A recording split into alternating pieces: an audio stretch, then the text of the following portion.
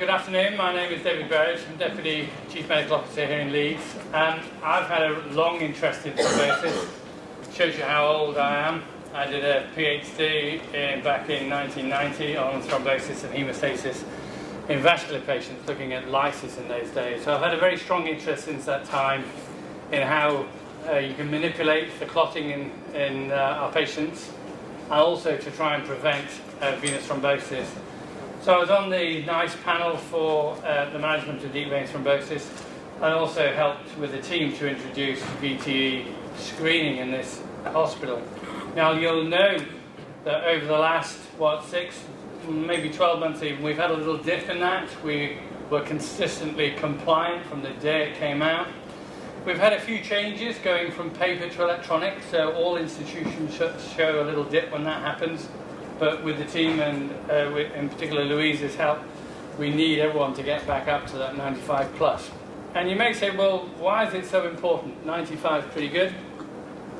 Well, if it was you or your mother, your father or your family, and they had come into hospital, and they may see some very talented physicians, surgeons and nurses and allied professionals. They may have gone through some really involved procedure for cancer. They may have involved a big procedure, for example, for an aneurysm or other intervention. If they then, in the post-op period, then develop a proximal deep vein thrombosis and potentially PE, not only are you threatening their lives, but actually you're threatening their long-term respiratory function and you're threatening their long-term lower limb function in terms of post-thrombotic syndrome. So it's really important for us to make sure that by some very simple manoeuvres we can try and reduce that risk to as low as possible, and should it happen, then ensure that our patients can access the appropriate expertise for that more involved treatment at the beginning, but equally to access that expertise for subsequent follow-up. And it's all about mitigating their complications as far as possible and improving their quality of life. So this is something really dear to my heart, so it's a pleasure to be here. And I think we should progress with our first speaker.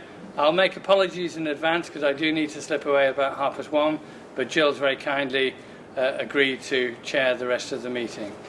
So without further ado, I'd like to invite up Dr. Plantar, forgive my pronunciation, who's going to update us as to where we should be in terms of treating VTE in our obstetric patients. Thank you. Thank you, David, for the introduction. Thank you, Louise, for inviting me once again. So I'm Etienne Chantar. I'm a consultant obstetrician with a special interest in obstetric hematology. I run the obstetric hematology service at the LGI with my hematology colleagues. So I've been asked to talk about treatment of venous thromboembolism in pregnancy. Why is it so important? Because pregnancy is a high-risk state for blood clots. As soon as a woman conceives, her risk of getting a blood clot increases. And we think that that risk is approximately 5 times higher compared to when you're not pregnant.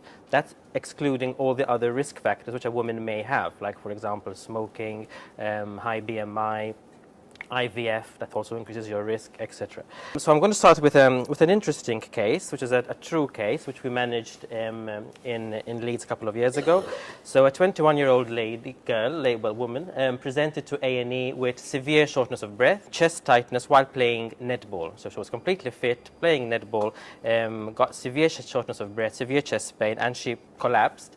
Came to A&E, very hemodynamically compromised, very low blood pressure, very fast, thready heart rate. They did a CT scan because they suspected a pulmonary embolism, and they were right. They found a huge saddle embolus, so a blood clot which obstructed the pulmonary trunk, and they also found a baby in her uterus. She wasn't known to be pregnant, so 2 big surprises. One good, one not too good. They rang us in a state of panic, saying, well, we found this big blood clot, this woman is very unwell, and she's also pregnant. So what do you do? There was significant heart strain, so the right side of the heart was struggling to get the blood through the pulmonary circulation. So any guesses what we suggested she should be treated with? Massive PE, life-threatening. Yeah. So you have to thrombolize the clot. Yeah. So you can't use low molecular weight heparin in this case because it will take very long. It will be too late by the time the clot starts disintegrating. So you thrombolize, which we very rarely use, but we do it in life-threatening situations. So we did thrombolize the clot. The woman survived. The problem with thrombolysis in pregnancy, it increases your risk of abruption, which is when the placenta detaches itself from the womb and causes labor and significant bleeding. The risk is about 40%. So you're compromising the pregnancy in a way, but you have no choice because the woman would have died otherwise. So we thrombolized her and all went well. So this shows, I'm not a radiologist, but I've been told that this is the blood clot there, which is obstructing the pulmonary trunk. You can see that the heart is quite big compared to a normal heart because it's struggling to get the blood flow through the pulmonary circulation. And this is not our real patient, obviously. This is from the histopathology labs. This is what a saddle embolus looks like. Yeah, so a blood clot which is pretty much obstructing the whole bifurcation of the pulmonary circulation. This woman survived thanks to the thrombolysis which we gave her. We then continued treating her with low molecular weight heparin, as we normally do. She had a spontaneous vaginal delivery at 33 weeks. She lost about 1 liter, which we're quite okay with. We're quite used to that, which is fine. She did well, and she got pregnant 3 times now. She's pregnant again. Every time she gets pregnant, I tell her, please stop getting pregnant, because everybody got a heart attack when you got pregnant the first time. You've had 4 babies now, that's it. So that's a bit of an interesting case to begin with, and it shows the extreme case, essentially, of blood clots in pregnancy, how bad they can be. Luckily, the majority of blood clots we see in pregnancy are not as dramatic as this. Yeah? Blood clots in pregnancy are relatively common. In fact, it is the commonest cause of death in maternity in the UK. So we have a very, very robust system in the UK by which we look at all maternal deaths across the country, and we try to find out what the reason for the death was. Yeah? And we divide them into direct causes of death and indirect causes. So the direct causes of death are the mortalities which are directly linked to pregnancy, like, for example, a hemorrhage, for example, or a blood clot. The indirect causes are those women who die from another cause, but they happen to be pregnant, like, for example, suicide or a heart attack. Yeah? So the commonest cause of direct death in pregnancy is venous thromboembolism. Yeah? And it kills, in the last triennium in which the report was done, so 2012 to 2014, 20 women in the UK died from a blood clot. The second commonest cause of death is amniotic fluid embolism, which has nothing to do with blood clots. So that is why we are quite pro trying to prevent blood clots and trying to treat them as effectively as possible. And the biggest reason is because of this. Yeah? As I'm sure you all know, the UK has the highest incidence of obesity in Europe. And the second highest in the developed world after the US. So that is a big, big problem. And there are other reasons as well. So this is a study which was done recently, well, about 10 years ago now, in which they told us what the risk of getting a blood clot is when you're pregnant, depending on your BMI. So as you would expect, the higher your BMI is, the higher the odds ratio of getting a blood clot. So we do say, I quote this to women, so if you are pregnant, your risk of getting a blood clot in pregnancy is 5 times higher compared to the non-pregnant state. Yeah? And that absolute risk is 1 in 1,000. So if you are pregnant, your risk of getting a blood clot is 1 in 1,000. But if you have a high BMI, the risk is double, so it's 1 in 500. Yeah? And these risks keep on accumulating the more risks you have. So that's the main gist of this study. Having said that, multiparity, for example, if you've had more than 3 children, increases your risk by 4 times. So even that is a significant risk factor. And in the study, it has been shown that 70% of the patients had at least one identifiable risk factor, and they weren't given thromboprophylaxis. So we have a very robust system in the UK in which we tend to give a lot of thromboprophylaxis, which is a very, very good thing. But in these women, some 70% did not receive thromboprophylaxis, and they still got a VTE. So it is a good system what we have, but it's still not perfect.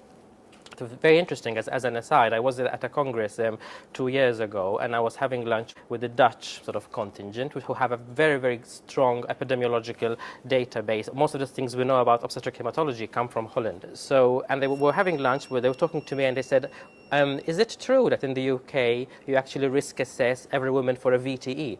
And I was very surprised by the stupid question, you know, because yes, of course, we take it so much for granted, and they don't do that in the Netherlands. So they don't risk assess women for VTE when they go into hospital. So things which we take for granted, that doesn't happen in other well-developed countries. So a bit of physiology now, which will help put all this in context. So why is a VTE more common in pregnancy? Because pregnancy is a hypercoagulable state. So as soon as a woman conceives, her clotting system changes.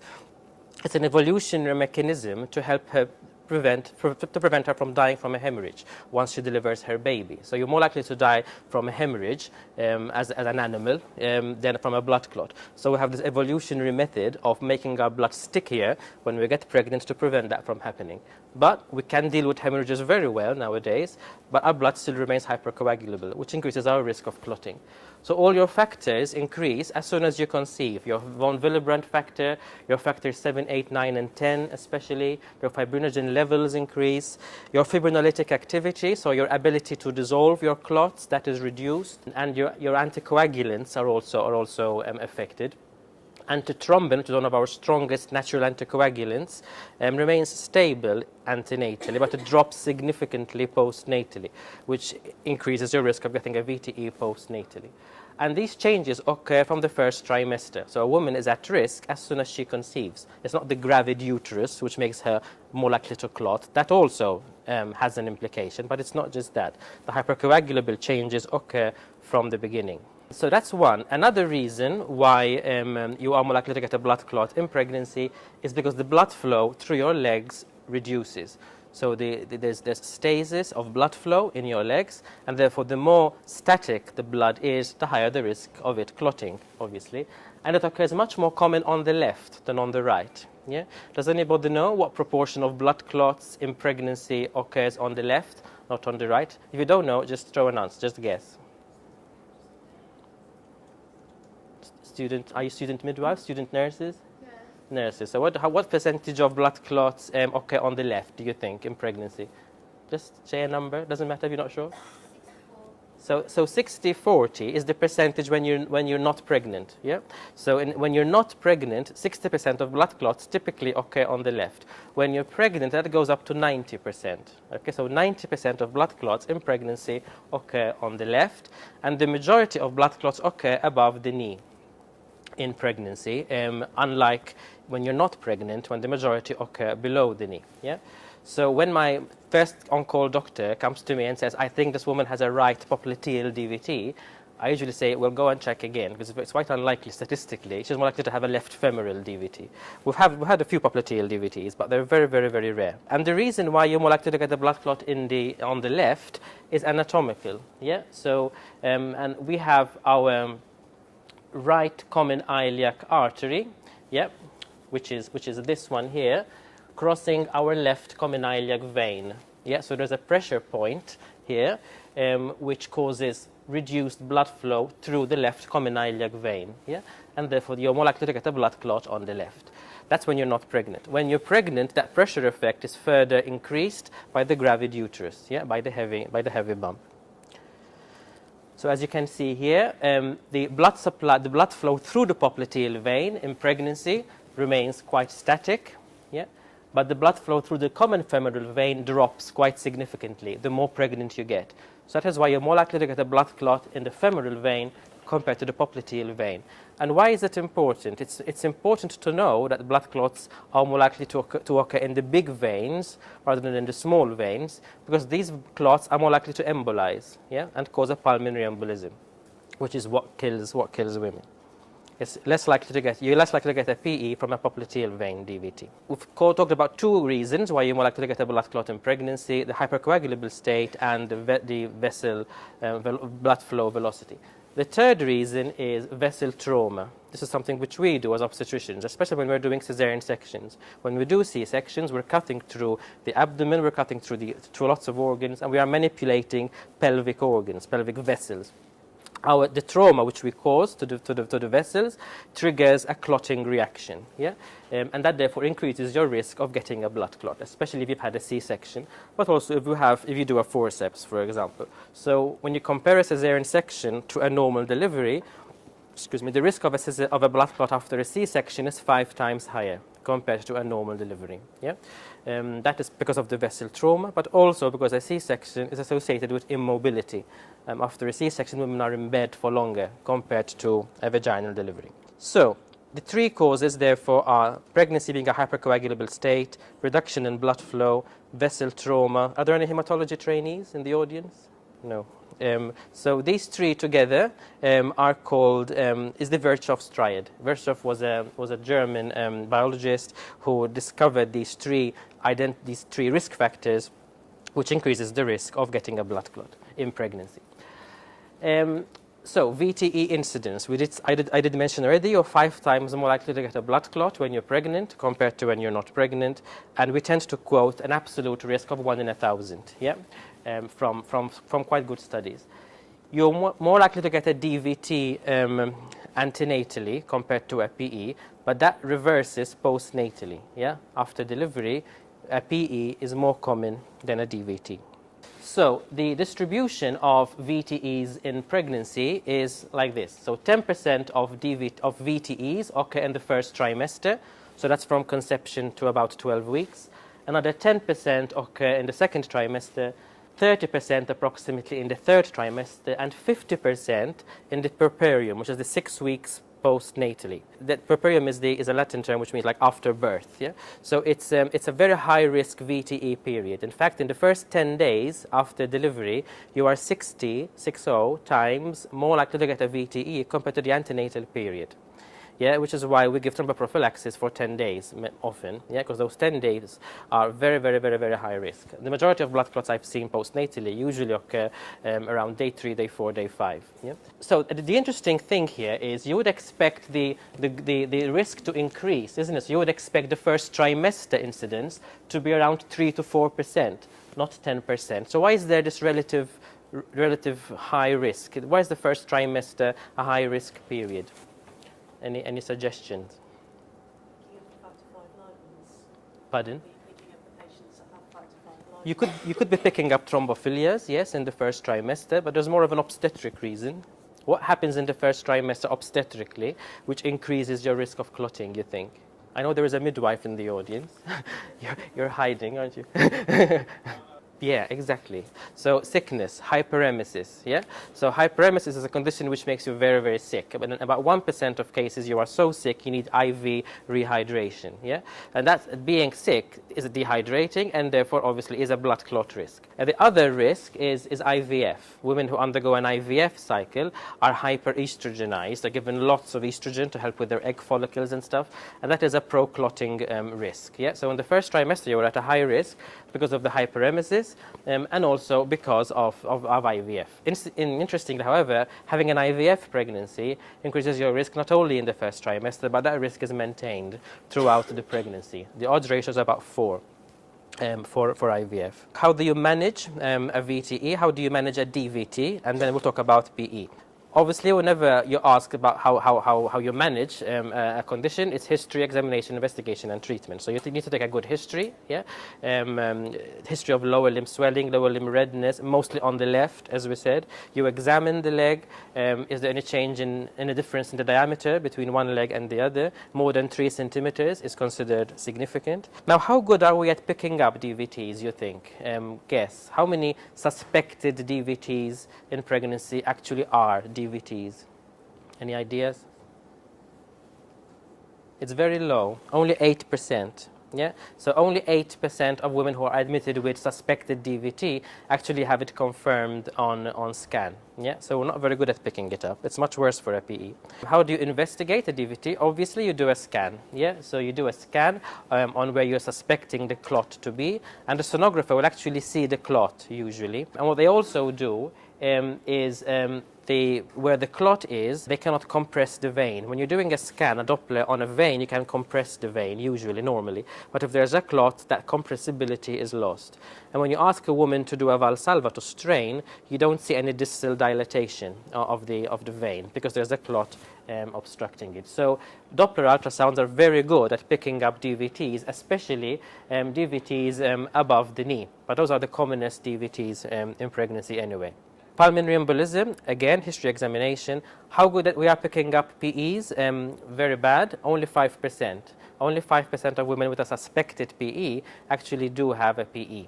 But that's because the first on-call doctor, bless him or her, doesn't want to take any risks, isn't it? If a pregnant woman comes in with shortness of breath, they're going to say, you may have a PE.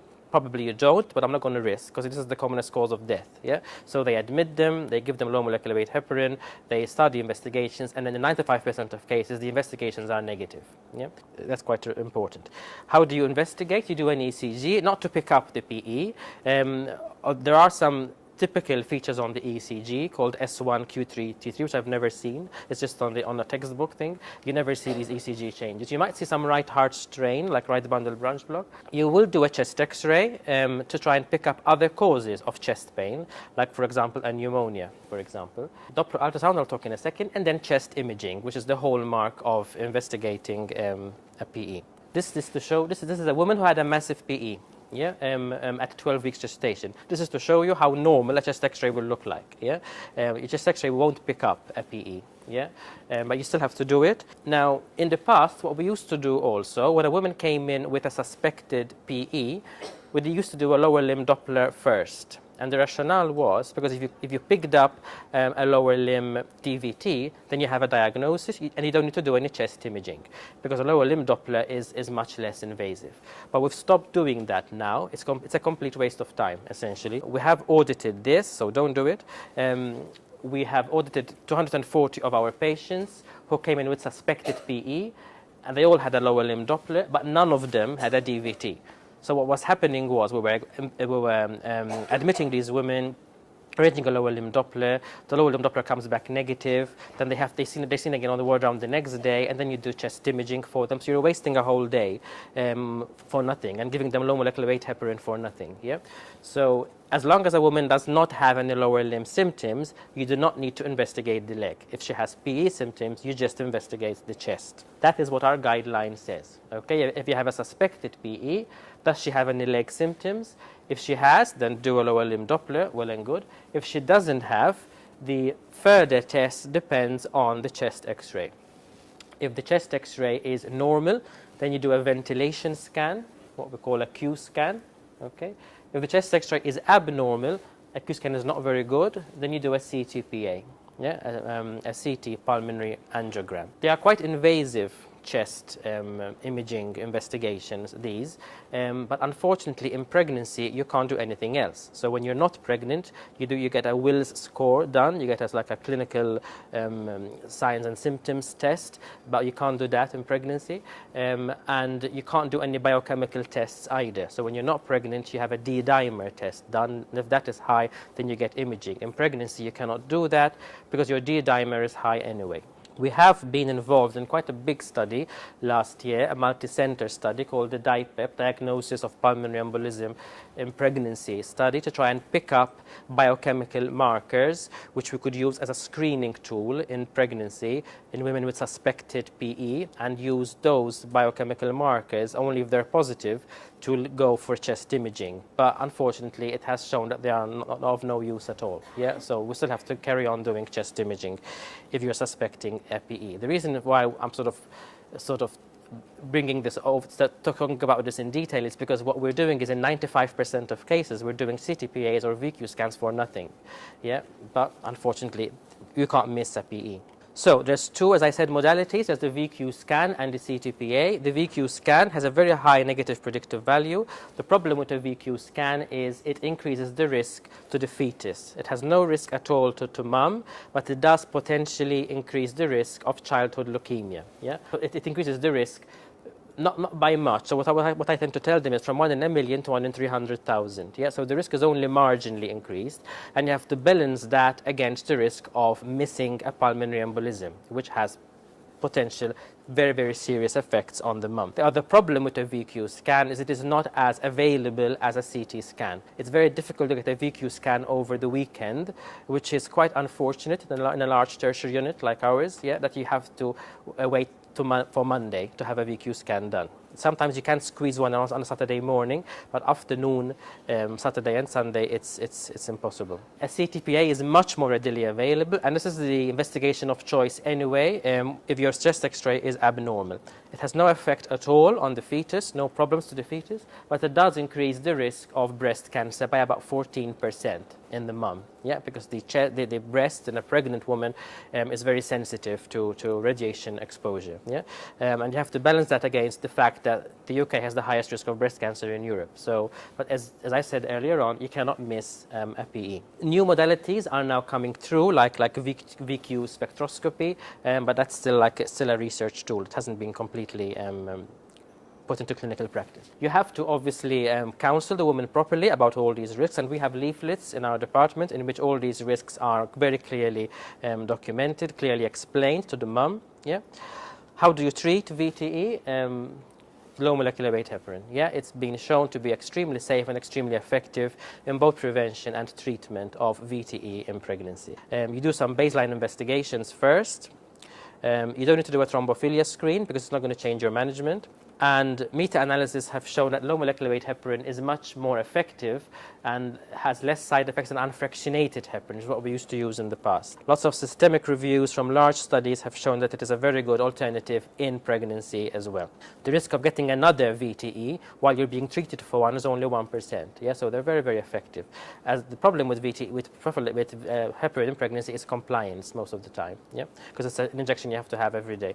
And many women are scared about its use in pregnancy, but we reassure them that it's completely safe. It does not cross the placenta. Yeah, so it's completely safe to use. There's no risk at all, essentially. The only risk I mentioned to them is the risk of allergy, because that's the only significant risk. And typically it doesn't occur straight away, but up to 30 to 60 days after commencement of treatment, funnily enough. There is a potential very small osteoporosis risk, but that risk is much lower than the risk of osteoporosis when you're pregnant. So we don't tell women do not get pregnant because your bones will get brittle. For the same reason, I don't tell them don't use heparin because your bones get brittle. So it's not a risk factor.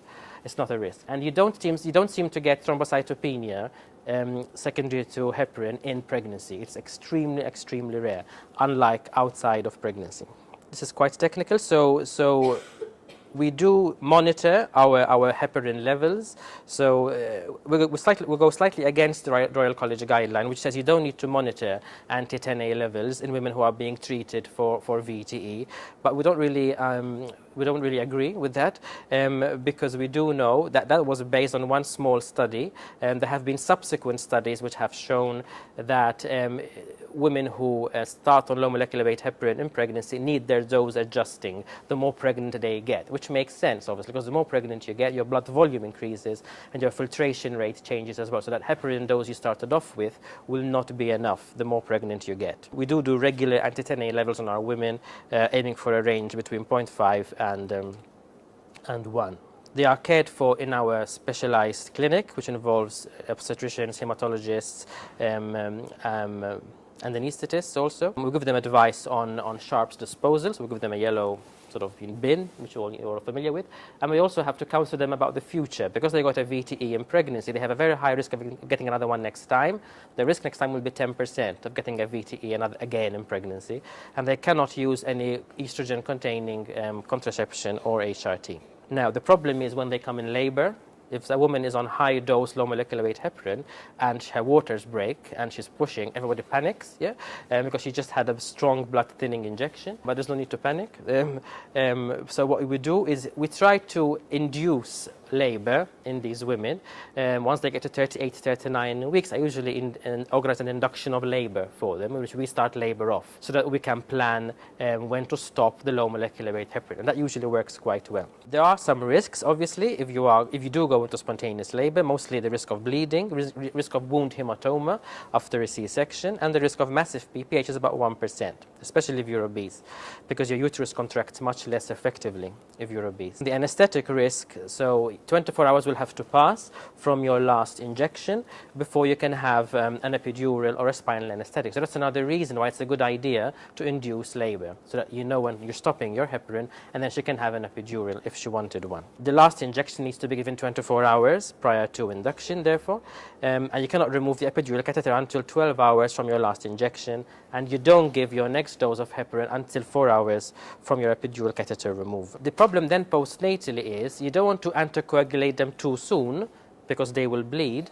but that risk is the highest risk of clotting also, as I said, 60 times more likely compared to the antenatal period. So it's a very difficult balance sometimes to strike. Yeah. So what we tend to do, and it has worked so far, always, touch wood, we give them a prophylactic dose for the first 24 to 48 hours, with the first dose going in 4 hours after delivery, like straight away. Yeah. And then after 48 hours, you gradually increment the dose upwards to their pre-delivery dose. And you reach that dose usually by day 4, day 5. Yeah? So far it has worked. It has worked quite well. And they have to continue treatment for at least 6 weeks, even longer if the VTE happened quite late. Yeah? They are then seen postnatally. We'll talk about the sequelae, we'll talk about postnatal anticoagulation, and consider a thrombophilia screen afterwards. They can switch to warfarin if they want, but the majority of women prefer staying on heparin because they're used to it now.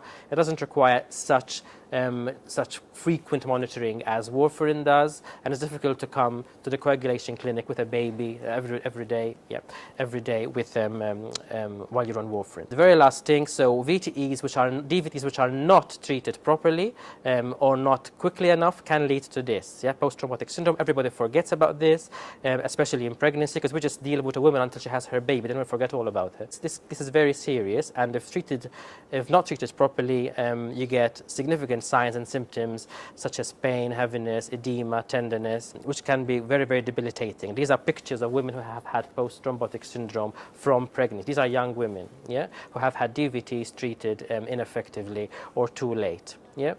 So in conclusion, VTE in pregnancy is considered pretty much a near miss, yeah, because we are aware that the risk is there, so we should really try to prevent it. There's a strong clinical suspicion. There's a balance between strong clinical suspicion and over-investigating. Heparin is safe and effective. You monitor the patients carefully and plan their delivery, and don't forget the long-term implications and complications. Yeah, thank you very much.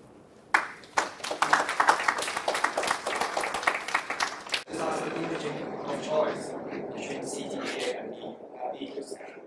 Is it on the pathway? Is it a patient choice, or is it particular normal center and go to? Well, everything is patient choice in a way, but it's directed patient choice. So chest X-ray is done first. If it's abnormal, we would strongly recommend a CTP. You would not do a VQ scan. The radiologist won't do it for you because they won't be able to interpret the VQ scan properly with an abnormal chest X-ray. Yeah. If it's normal, if you explain to the patient that there's a risk of the fetus, yeah, against the risk of breast cancer, most of the patient are. Yeah, that's true. So. Yeah, we do. We obviously there's a risk. Yeah, we do give them all this discussion. In my experience, the majority will go down the VQ scan route because that risk is there, but it's only from one study. Yeah, and what we do in Leeds, instead of doing a VQ scan, we do a Q scan. So that's half the radiation even. Yeah, so the risk of childhood leukemia is theoretical and it's very, very, very low. Yeah. You have to. Yeah, you have to. And the majority will choose a VQ scan, though. However, yeah. A Q scan, rather. Okay, Jill? Use of IEC filters in pregnancy, do you ever use them? Yeah, that's a very good point. So the use of filters, I didn't mention them because we don't use them very much. So the Royal College guidelines suggest that you would use a filter, you would consider a filter if you had a large VTE after 34 weeks gestation. Yeah. Because if the DVT has occurred before 34 weeks, the woman would have had at least 6 weeks of anticoagulation, and the risk of embolization during labor is low. Yeah? While if the DVT has occurred after 34 weeks, during labor, there's a higher risk of embolization. The problem with filters are they are very difficult to put in, and they're even harder to get out. So we had about 4 filters put in over the last 2 years. 2, they did not manage to get out. Yeah? And they require, therefore, long-term anticoagulation, the patients. So I think the other thing with filters from my own personal experience is that you can retrieve them quite relatively easily up to about 6 weeks. and then beyond 6 weeks it gets more and more difficult to retrieve them, and there are some really serious lifelong implications of filters that can erode through 10, 20 years down the line. So it needs to be a very careful discussion between, in this case, the obstetrician and the radiologist and the patient, and in other cases between the radiologist, surgeon and patient. Thank you very much. Thank you. Hi everyone, my name is Nick and I'm one of the foundation pharmacists in the trust, which means I'm a junior pharmacist. So I've only been qualified for 2 months pretty much, and last year I did my training as a trainee pharmacist in Leeds as well. And as part of that training I was asked to conduct an audit, and my topic was anticoagulation in patients with cancer-related VTEs. And I did that throughout the whole year, and my supervisors were Catherine Sterling, who is a consultant pharmacist in anticoagulation and thrombosis, and also Louise, who is a VTE nurse specialist. Just a very short introduction. It's already been mentioned, but VTE is a clot in the blood vessels, and if it occurs in your limbs, most commonly into the legs, but sometimes even into the arms as well, that's classed as a deep vein thrombosis, or if it occurs into the arteries in the lungs, that's a PE. And just like pregnancy, cancer itself is also a very high risk of, brings a very high risk of developing of VTE. And that's just cancer itself, but also when you have the risk of the aggressive cancer treatment that most cancer patients get, which is chemotherapy and radiotherapy, that also increases the risk of VTE development. So on a national level and in Leeds as well, we use low molecular weight heparins again, or from the Parnex for the management of VTEs in cancer patients mainly. So the aims of my audit were first to investigate whether cancer patients who were diagnosed with VTE in Leeds and were managed by us were treated as per the Leeds guidelines and as per national guidelines as well, and also to suggest any changes to practice if any discrepancies between practice and guidelines were found. So what I did was found 70 cancer patients who were diagnosed and treated by us for VTEs between January 2016 and July 2017, which is sort of a 1.5 year long period. They were selected from the VTE database, which we have in Leeds, and I audited 30 of them. So I collected data regarding their VTE treatment, and I was solely concentrated on the drug treatment. And I was using the electronic notes on PPM. I was using the image charts as well for the ones that actually had image charts, because most of these patients were treated before the transition period, so most of them actually had paper charts. At that time, I also used our pharmacy dispensing system to see what we've dispensed for these patients and what doses we were giving them. I've also used GP summaries and paper notes for some patients, if I could find them, because this was a retrospective study, so none of these patients were in the hospital when I was actually auditing them. So these were my results.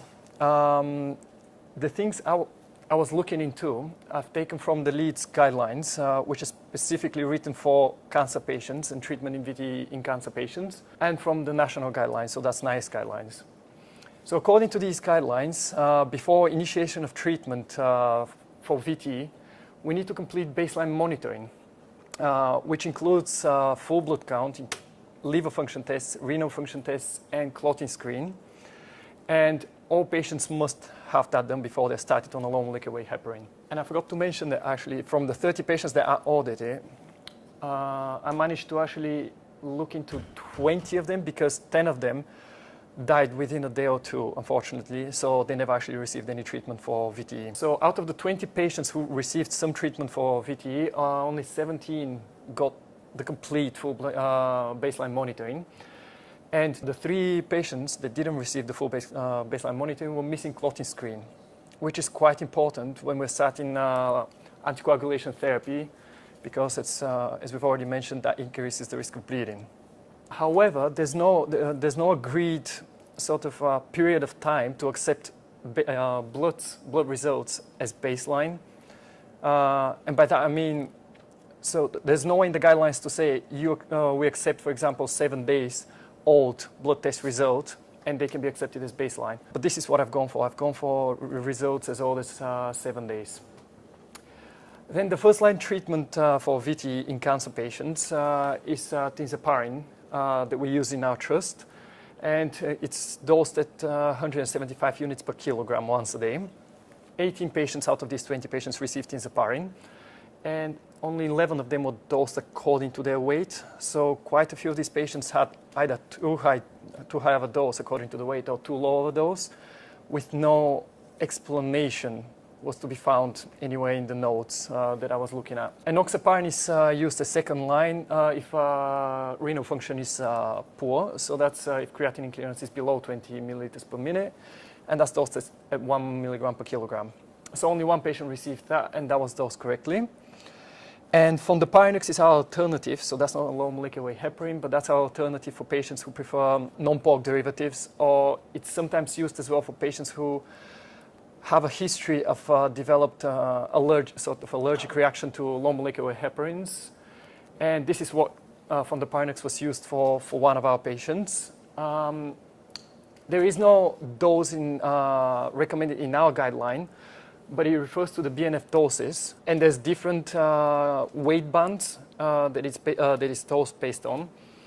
And for that patient, he was dosed in a different weight band that the patient's weight was in.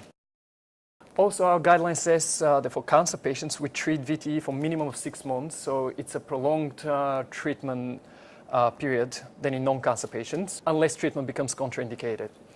So out of the 20 patients, 9 patients unfortunately died before actually completing the 6 months. So I've excluded them from these results.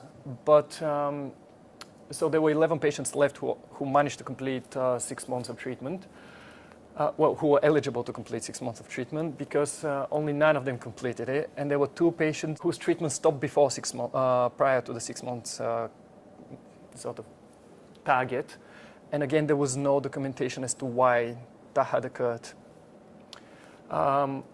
NICE quality standards also state that treatment review needs to be completed within 6 months of commencement of the VTE, of the confirmed VTE. And this is a discussion between the consultant looking after the patient and the patient, and they usually discuss the risks and benefits of continuing the treatment.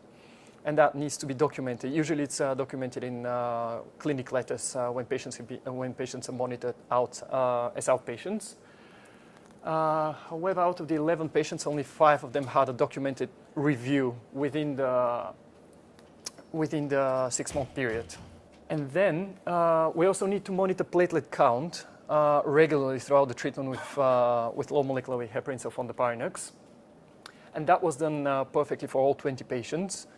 However, we're not sure whether that's being monitored solely because of the treatment with low molecular weight heparins, or whether it's been done because they also have cancer and they're also on chemotherapy treatment, and we need to monitor platelet count with chemotherapy treatment anyway. But either way, that was done. However, the thing we didn't monitor was the active anti-factor Xa levels. So they need to be measured again when renal function deteriorates below 30. Or in the weight extremes. And 2 patients developed acute kidney injuries within the treatment period, and none of them actually got anti-10A levels measured. So the limitations of my audit were, first of all, the short data collection period. So I was only allocated about 4 months to collect all the data, and because it was a retrospective audit, I didn't manage to find the paper notes and inpatient charts for a lot of the patients, because they were all stored in archives. And therefore, that also led to a small sample size. So because all the 70 patients that were treated in the period that I was looking into, I only managed to look into 30. And then that further decreased to 20 patients later on.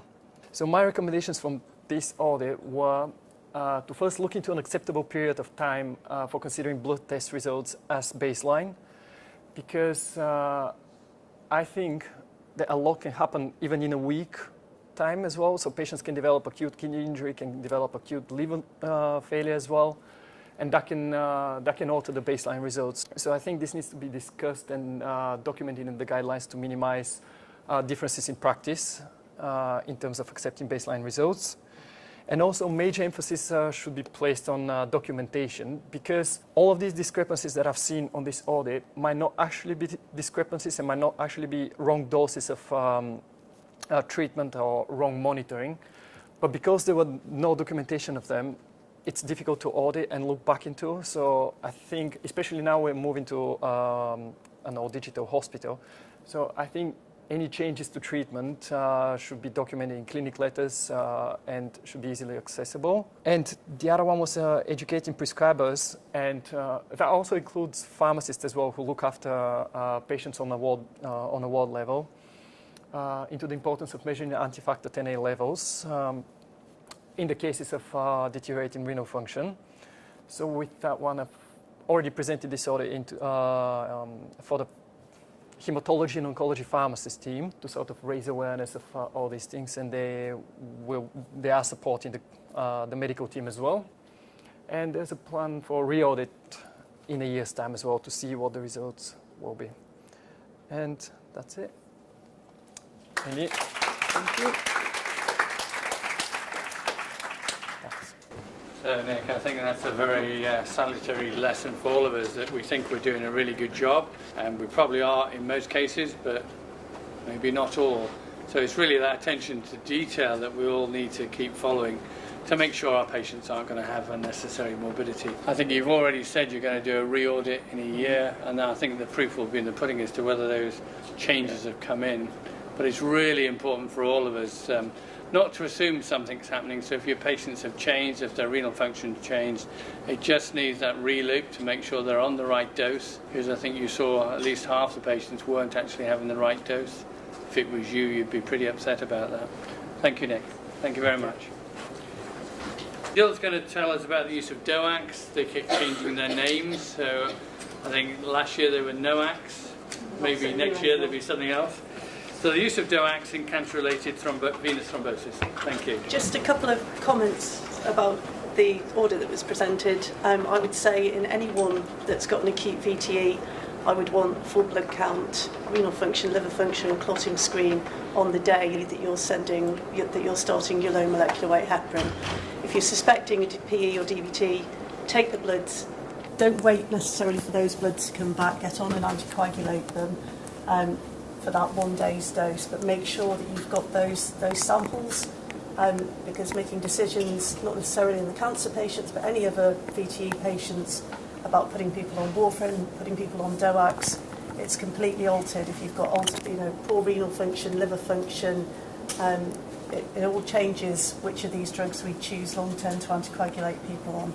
Okay, so I'm going to be talking about the use of DOACs in cancer-associated thrombosis. So this is my talk outline. I just want to give a small background about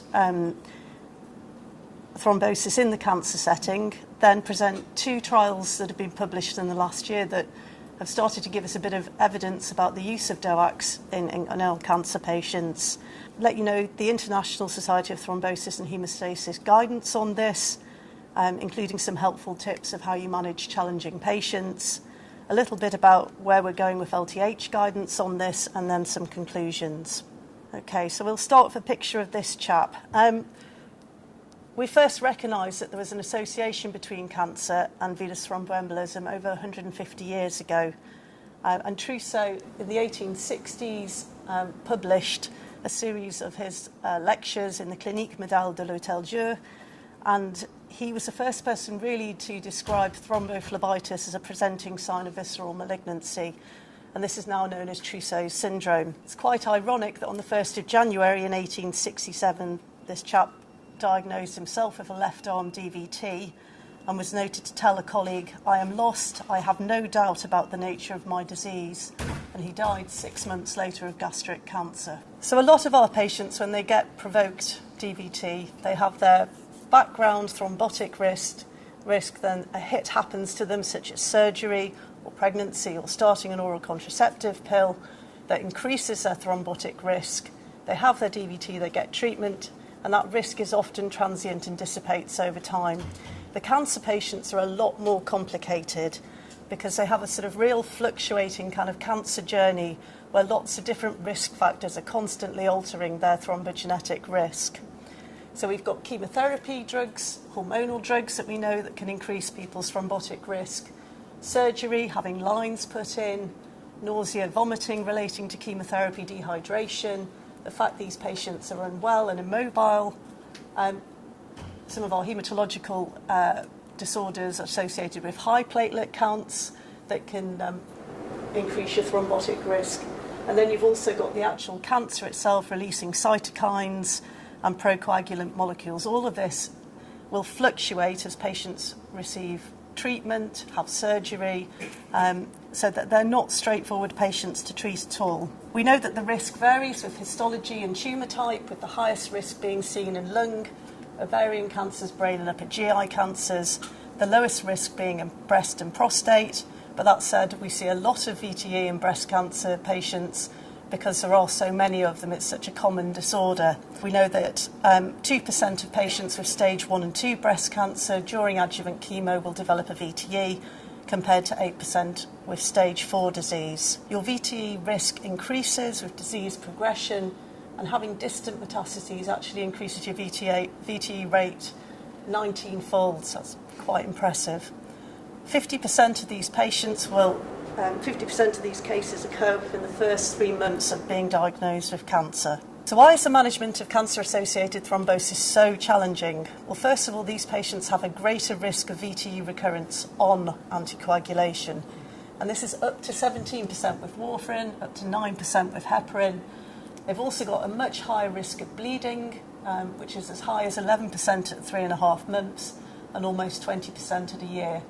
And both of these factors will contribute to the mortality and morbidity of a patient. It'll mess up and delay their cancer treatments, and it also increases the risk of patients ending up in hospital. In addition to that, you've got the cancer treatments themselves can be thrombogenic, but they can also induce thrombocytopenia and increase the risk of bleeding.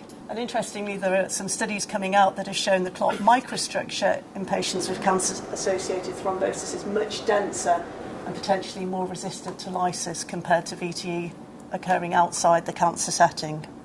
So they may actually be just much harder to treat in general. So what are we treating our cancer-associated thrombosis with currently? In the acute setting, we're saying 6 months of low molecular weight heparin. Why are we saying this? Well, there have been a number of studies comparing 6 months of warfarin versus 6 months of heparin in patients with acute VTE in the cancer setting. And those studies showed that there was a lower rate of VTE recurrence when patients were given heparin compared to warfarin, but the bleeding risk was similar with both of those treatments. But these studies only took us up to 6 months treatment. They didn't take us beyond that, so we've got no real good evidence that low molecular weight heparin is better than warfarin beyond the 6-month period. Our current guidelines recommend anticoagulation treatment as long as the cancer is active, and I'll come back to what that actually means. But often by 6 months, patients are really starting to feel the burden of having subcut daily injections. In clinical practice, what we're often doing when people have come to the end of their chemotherapy, end of 6 months of heparin, is that and if they've got ongoing active cancer, we're starting to switch them to oral anticoagulants. We used to switch them to warfarin. We're now switching to either warfarin or DOACs. Not really based on great evidence, but that's what we're doing, and what lots of people all around the world are doing. So definition of active cancer. So this is cancer diagnosed within the last 6 months, or for which you've had treatment in the last 6 months, regionally advanced or metastatic cancer, or hematological cancer not in complete remission. So can we use DOACs up front for these patients? We're using them in patients with VTE without cancer, so why can't we just start using them in the cancer patients? Well, all of the studies, the big studies that were done to look at the use of DOACs in VTE, were done comparing warfarin to DOAC, not low molecular weight heparin to DOAC, and those studies only had a small amount of cancer patients included in them. So what we really needed were some studies comparing DOACs to low molecular weight heparin in this group of patients. And in the last year, we've had 2 trials, the Hokusai and Select D trial, that have given us that information. We'll start with the Hokusai trial. This was published in February this year in the New England Journal of Medicine. It was an open-label, non-inferiority trial. You had to have cancer and acute symptomatic or incidental above-knee DVT or PE. The subsegmental PEs were excluded, and you needed to be someone that would have been given 6 months of low molecular weight heparin had you not been taking part in this trial. So they compared edoxaban with dalteparin. The edoxaban arm, you had 5 days of heparin to begin with, then 60 milligrams of edoxaban. That was reduced to 30 if you had poor renal function or had a weight of less than 60 kilograms, or if you were on a potent P-glycoprotein inhibitor. The other arm was dalteparin at 200 units per kilogram for the first month, and then dropping that down to 150 units per kilogram. Patients were treated for anywhere between 6 to 12 months, and the follow-up was intended to be 12 months, although there were a small number of patients where they only followed them up for 9. And their primary outcome that they chose to combine both recurrent VTE or major bleeding during 12 months, regardless of how long the patient had been on treatment for. Patients were assessed regularly, and the recurrent VTE and major bleeding were classified as such.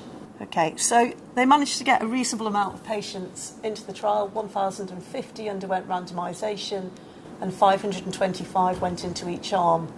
And of that, 303 patients in the edoxaban arm and 316 in the dalteparin group completed the overall trial period. Many patients died mainly because of their disease progressing. They were the demographic clinical characteristics at baseline were well matched between the two groups, particularly for risk factors for bleeding. They counted risk factors for bleeding to include surgery within 2 weeks before randomisation, the use of antiplatelet agents, having a brain tumour, regionally advanced or metastatic cancer, GI or urological cancers, or if you've been treated with bevacizumab in the last 6 weeks. So well-matched groups. So what were the outcomes? Okay, so top, we've got primary outcome. So this is a combination of recurrent VTE or major bleeding.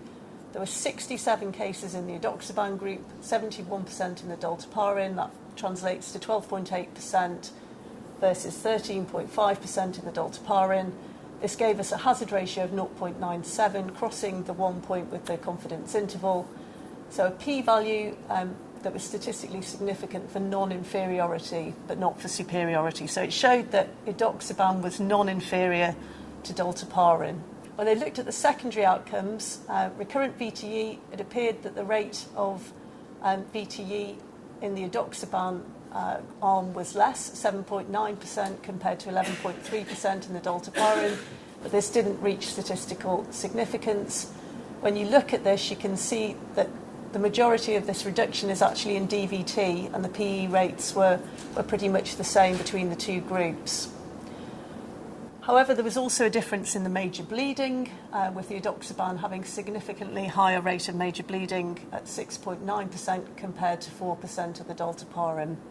These are just some Kaplan-Meier cumulative event graphs showing that the edoxaban was non-superior to dalteparin when you combined major bleeding with recurrent VTE, and showing the secondary outcomes with recurrent VTE at the top and bleeding at the bottom.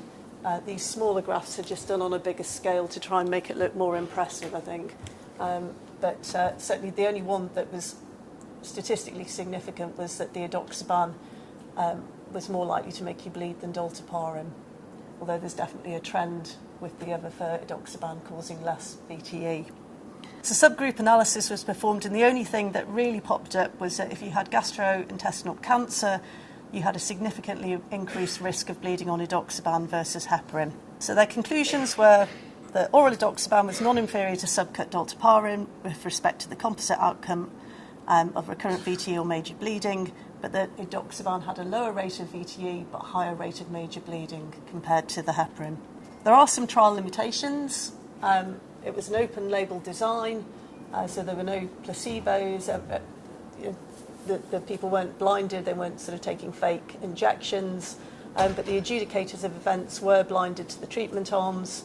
There was a low number of primary outcome events within the group. The overall number in the trial, I suppose, wasn't huge, but the trial was able to show non-inferiority. Median treatment with dalteparin was shorter than the edoxaban, but I guess that reflects real life in that people get fed up of injecting themselves subcutaneously. And I think the other important thing to realise is that this is a real heterogeneous group of patients in here, lots of different types of cancers, lots of different types of chemotherapy.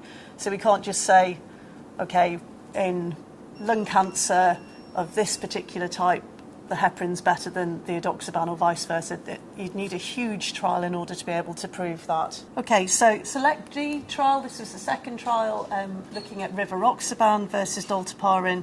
And again, they were looking at VTE recurrence in cancer patients who'd had a first episode of VTE, and they wanted to compare the recurrence rates between rivaroxaban and dolteparin. They also wanted to assess bleeding and also to look at what happened when people were treated with extended anticoagulation beyond 6 months. Again, multi-centre, randomised, open-label pilot trial in the UK. These are the inclusion criteria. Note that the patients had to have an ECOG of less than or equal to 2, so in reasonable nick, they needed to have good haematological, hepatic and renal function to go into this trial. So these trials don't represent all cancer patients. These are the exclusion criteria, which included people with past history of VTE and people that were high risk of bleeding. So this is a study design. They wanted to recruit 530 patients. Dolteparin in one arm as per the Hokusai Trial, and then rivaroxaban in the second arm being treated as we would do with other VTEs at 15 milligrams BD for 3 days, 21 days, 3 weeks, as a loading dose, followed by 20 milligrams daily. And that was for 6 months of treatment. At the 6-month stage, they were hoping at around about 5 months to have done a repeat ultrasound to see in the DVT patients if there was still clot present. In those in which there was clot present and all the PE patients, they were hoping to do a second randomisation to either give them rivaroxaban or placebo for the further 6 months. And in patients that didn't have clots still present in the leg, they were going to stop treatment. So these were the primary and secondary outcomes that they were aiming to measure. So what happened in real life? Well, the first patient was randomised in October 2013. The study was reviewed and recommendations were made in June 2016. They basically closed down the second randomisation and abandoned it due to low recruitment, and they also reduced the sample size from 530 patients to 400 patients, again due to poor recruitment. There was a safety review after 220 patients had been recruited, which showed that there was a non-significant difference in major bleeding between the arms in patients with esophageal and gastroesophageal cancers. So from that point onwards, they stopped recruiting any patients with this particular type of cancer. So they did try hard. They assessed 2,060 patients, and of that, they managed to randomly assign 406, 203 into each group, and they went on into the analysis. Baseline characteristics were reasonably matched. I don't think they were as perfectly matched as the Hokusai trial, but still pretty good. Of note, almost 2/3 of these patients had metastatic cancer, and just over half of them actually had incidental PEs as their qualifying VTE rather than symptomatic. Primary tumour types were variable, colorectal being the highest. Again, not much perfectly in numbers between the two arms, but not too bad. Okay, so results. Rate of recurrent VTE numbers at 6 months. So there 18 in the dolteparin arm, 8 in the rivaroxaban arm. But I think it's important to note that the dolteparin arm had a much higher rate of incidental PE, 6 compared to 1. So some of that 18 is made up of that. And whether that was a chance finding or not, we're not really sure. So this shows the 6-month cumulative rate of VTE recurrence. So it's 11% with dolteparin, 4% with the rivaroxaban, giving a hazard ratio of 0.43. That 95% confidence interval is just touching on 1, but not quite crossing it. Bleeding events, major bleeding events. Dolteparin, there were 6 cases, rivaroxaban 11. And again, you can see in the rivaroxaban arm, it was mainly gastrointestinal bleeding. Much higher rate of clinically relevant non-major bleeding in the rivaroxaban arm of 25 cases compared to 7 in the dolteparin arm, and again predominantly gastrointestinal or hematuria that we were seeing. So this shows the major bleeding cumulative rate over 6 months, so 4% for dalteparin, 6% for rivaroxaban, hazard ratio of 1.83, but that confidence interval crosses 1, so not sort of significant.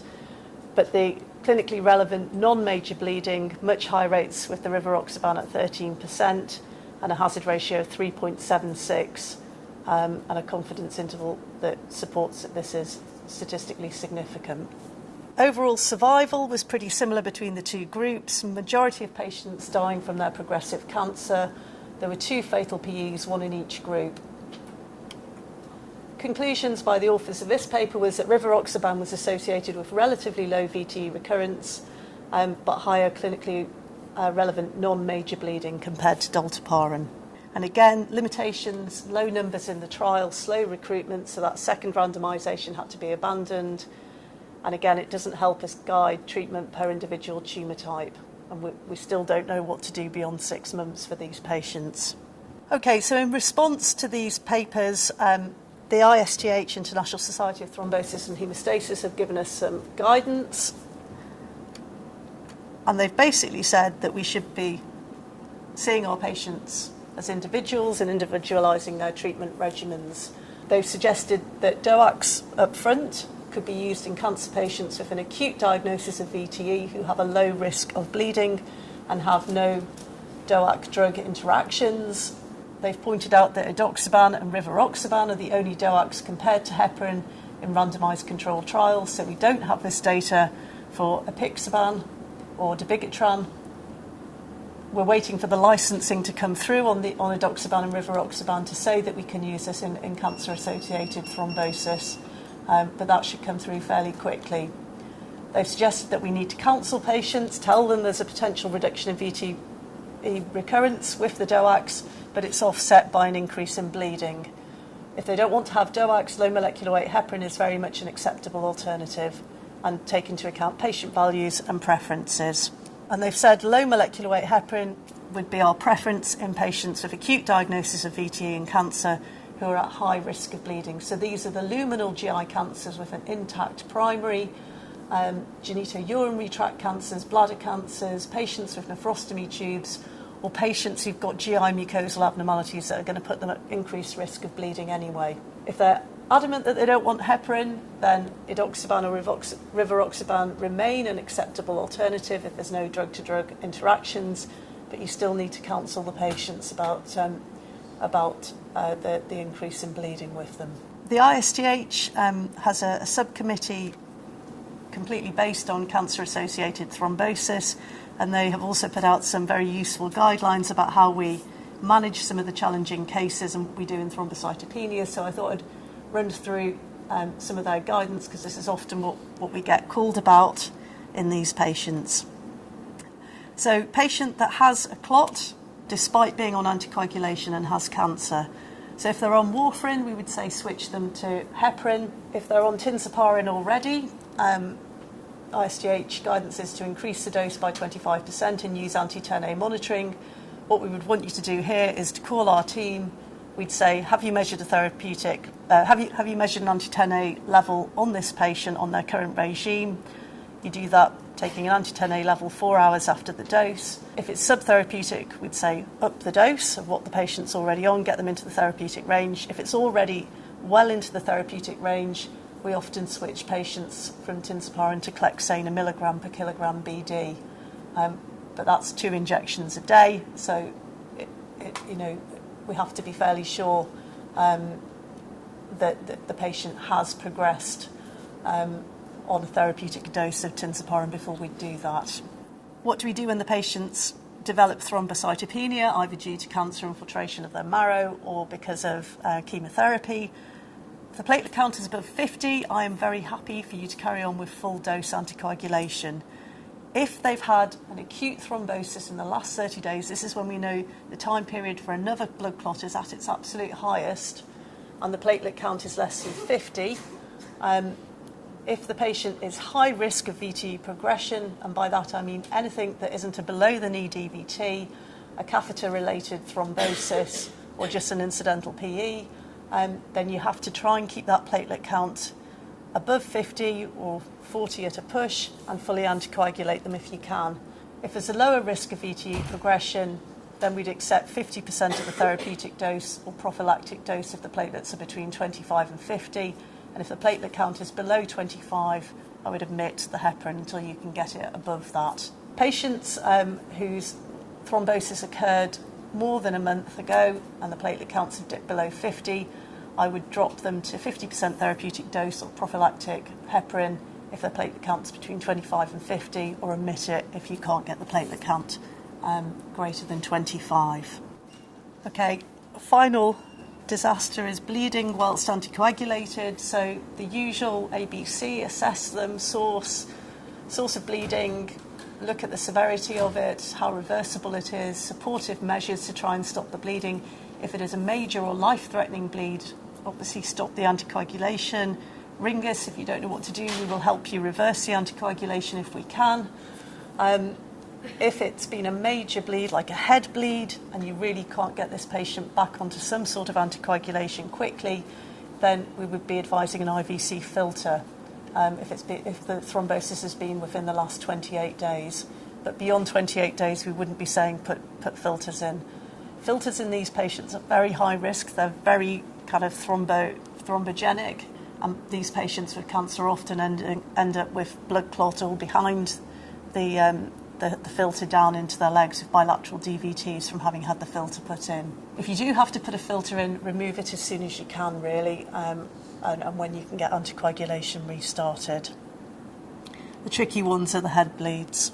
Okay, so LTH guidance. The oncology pharmacist, Catherine Sterling, and oncology doctors are working hard on this. They're trying to put together an SOP to give us some guidance about when we can start considering using the DOACs up front.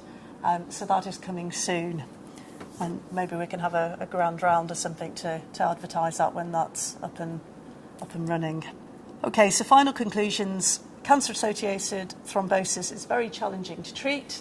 We've now got 2 trials which have shown non-inferiority of edoxaban or rivaroxaban versus dalteparin. I think it's important to remember, compared to the big VTE and AF trials, these are small numbers of patients, but at least we've got something now to start working with. They've shown a possible reduction in VTE rate, but there's definitely a cost of increased risk of bleeding, and I wouldn't be wanting you to be jumping at starting patients on edoxaban or rivaroxaban if there was any history of gastrointestinal cancer or urogenitourinary cancers. Any sort of high-risk bleeding situations, I would stick with heparin for the minute. Also, in part because we have something that we can reverse heparin with, while as the DOACs, we still don't have the full antidotes for the majority of them. Okay, thank you very much. David's unfortunately had to leave, so I'm taking over chairing now. So any questions for me about this? Okay, lovely. So we shall move on. So hello, I'm Lauren Harkin. I'm one of the acute medicine registrars, and this is... I'm Adele Bowden. I'm one of the advanced clinical practitioners and VT nurse specialists. And we have done an assessment of the DOAC initiation and follow-up in VT patients in LTHD. So just a bit of a brief introduction. We're all aware that VT is very common, maybe 1 to 2 per thousand in each year in the UK.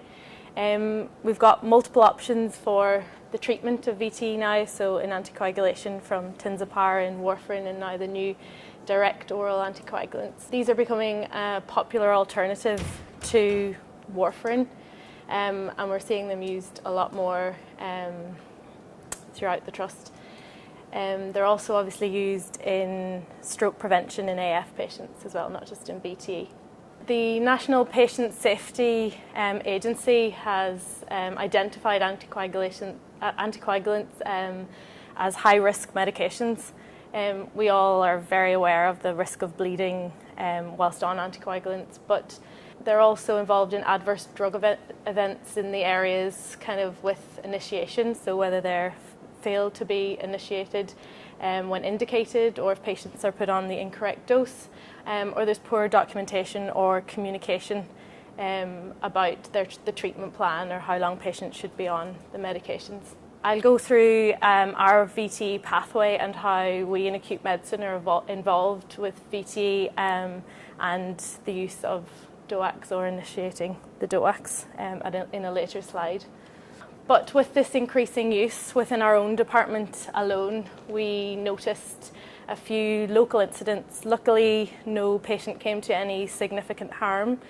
But we noticed that there were patients who were on the incorrect dose. So whether this was initially started on the correct dose, and through poor communication with the patient or the GP or other healthcare professionals, the patient has ended up either being overdosed or underdosed.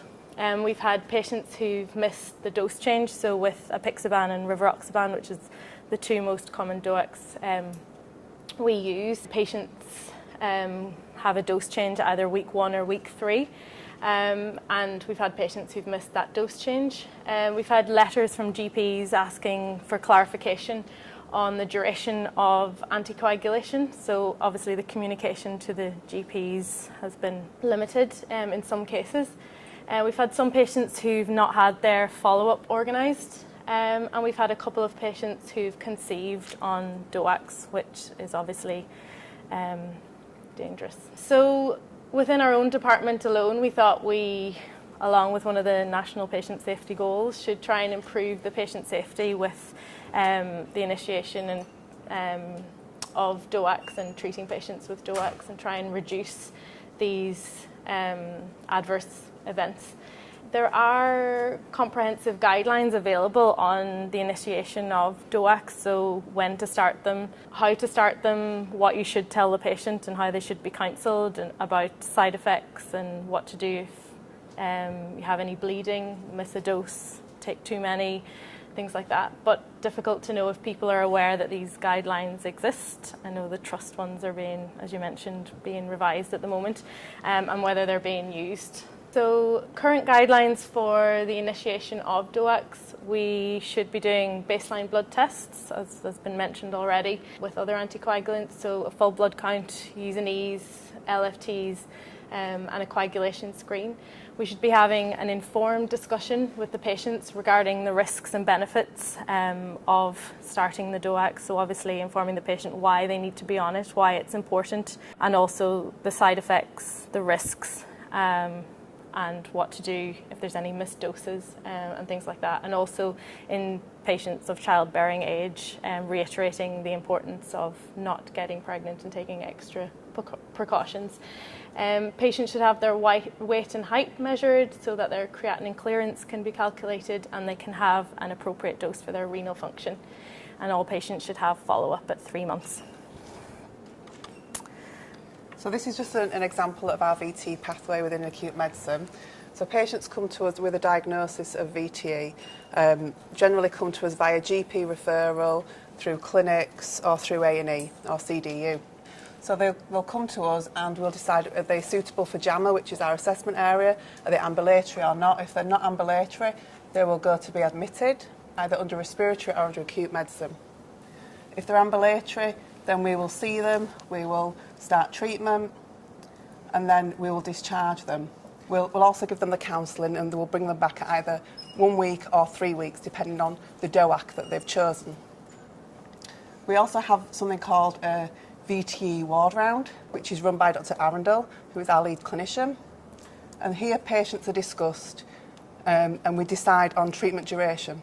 We then, if they're complicated, we can bring them back to the Vte MDT, which we then have links with haematology and respiratory input that as well.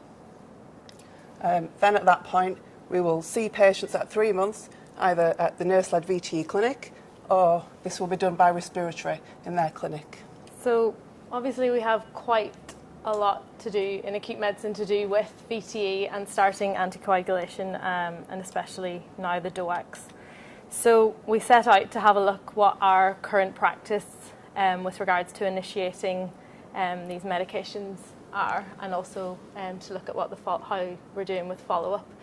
So we got all the patients who'd suffered a VTE between the 1st of April and the 31st of July 2007 from the Vte database, which Louise helped us out with.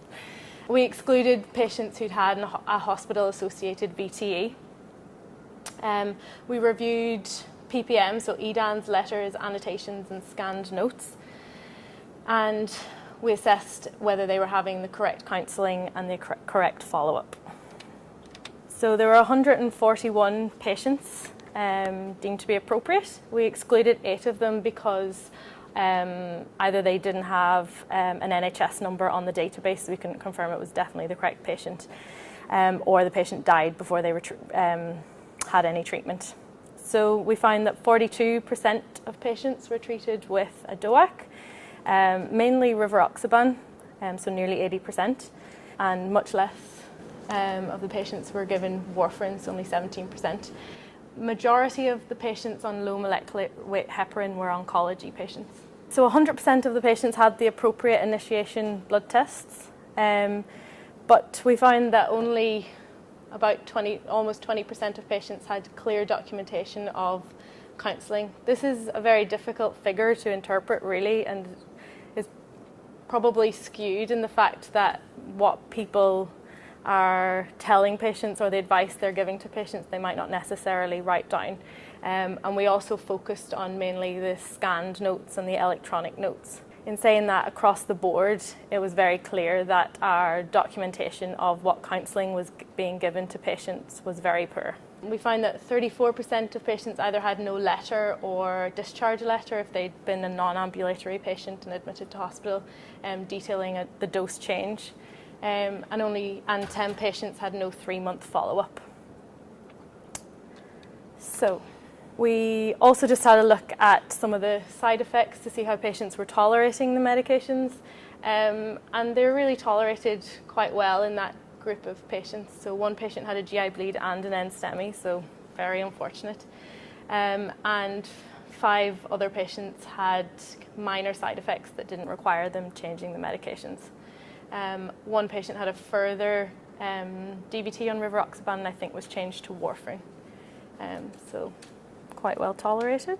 So we thought about what could we do to improve the communication to patients and to GPs and other healthcare professionals who'd be involved with the patients when they're initiated on DOACs. So we created an initiation checklist that is based on the guidelines we have and what should be included when you're starting a patient on a DOAC. This could be used then as an aid memoir for the prescriber to ensure that they're including all of those bits of information to the patient, but then could also be used as a legal document within the patient's notes to prove that we have actually discussed these things, especially considering patients have conceived on these medications. We also thought that it would be useful to create a standard follow-up template on EPRO, so for clinics to make things a bit quicker in clinic, and also, again, to remind the person running the clinic what to include so that nothing's really missed when the letter's going to the GP. And we created an information document to the patient. We always give the patient the information leaflet from the drug company about the drug, but we created a document that is just a bit more specific, so tells the patient who they've seen, what their diagnosis is, what they've been started on, and their follow-up plan. And Adele will just go through these. So it's a bit small, but this is just the DOAC checklist. So what we did is we generally use apixaban and rivaroxaban, and we looked at the checklist that we get from the company and we merged them, but we added in some extra information. So if they're of childbearing age, they had a pregnancy test that was negative, and that they'd also been given information regarding that they should use extra protection while they're contraception while they're on this medication. So it just looks at sort of whether they've got the renal function, hepatic function is suitable, what the drug is, how it works, drugs to avoid, and the possible side effects, and when they need to come back for a dose change. And then this is an example of one of the follow-up letters. So we have one for female apixaban, male apixaban, female rivaroxaban and male rivaroxaban, and it's pre-populated on PPM. So then what you can do is you can just delete whether they've come in with a DVT or a PE, whether they've had any missed doses, any side effects, and then the dose that they're on going forward, what we've supplied them with, and the follow-up that they're going to have, be it DVT nurse clinic or respiratory follow-up. And then this is just the patient information leaflet that we designed. So again, as Lauren said, who they were seen by, what the diagnosis is, what they've been started on medication-wise, and treatment, follow-up going forward. So we've started to re-audit and see within our own ambulatory care unit, where we've obviously only introduced these documents to. We introduced it in the summer, and so we had a look at the patients who'd had a VTE in June this year. There are 53 patients in the trust had a new VTE diagnosed. 54% of these have been started on a DOAC, so that's up from the 42% last year, so we're using these more and more. 15 of the patients had come through ambulatory care. Only 5 patient notes had the performer in them, and 9 hadn't been used at all. And these patients have just been through their 3-month follow-up, so we need to have a look at kind of what was used. 9 patients had the week 1 and week 3 performers used, which is a bit better than the 5 who had the initiation performer used. So not great numbers in the first month, but I think positively it's more than what was being used before, and we know that at least 5 of the patients have all the information and the performers in their notes. And so hopefully, I've just received yesterday the data for July onwards, so hopefully the numbers will be bigger after that. So just a wee summary about what we've done. We found that the counselling of patients who were being started on a DOAC was pretty poor and very inconsistent, and so we created a performer to attempt to standardise this process, which we've introduced in our department, and also the standardised letters for clinic and to communicate things to the GP, and also the patient information leaflet. We have presented the data to our AMU team, to the VTE, MDT and the Thrombosis Steering Group, and obviously here today. The performer is currently being adapted to be put on PPM. So again, that will make things even easier if the prescriber can just click onto PPM, tick the boxes, and the record is there. And we've got the patient details from July on now, so we'll get started on re-auditing that. And so hopefully we can just continue to promote the use of the performer in our own department, and then maybe at some point other departments might want to use it as well. And we can go from there.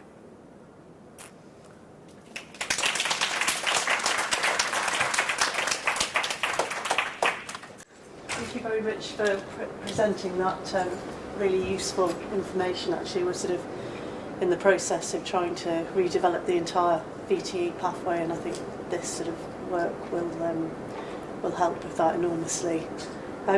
One quick question I have: you've got tick boxes for all the things that you're counselling on.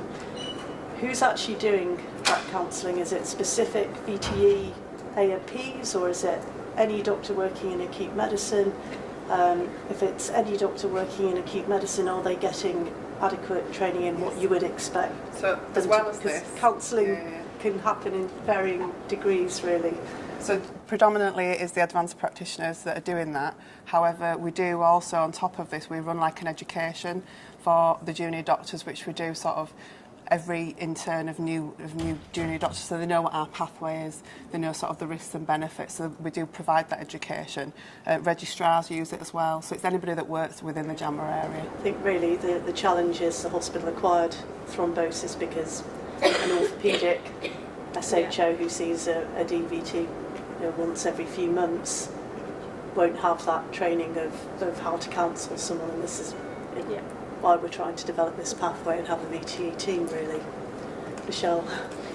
I think you've made a great argument for having a sewn-up VTE pathway in LCHD, and I think that data needs to be put together with the audit that Jill did, looking at follow-up in 3 months to help us make our case. I was just wondering why you excluded hospital-acquired or hospital-associated thrombosis in your audit, because quite a lot of these people will present through JAMA. They're not necessarily people who have their event in hospital, they're people who've gone out of hospital and had their event later. Was there a reason you did that? There was no particular reason when we started off. It was just, we thought we'd start with the non-hospital associated and then go from there really, but it would be, I guess we could look into the other.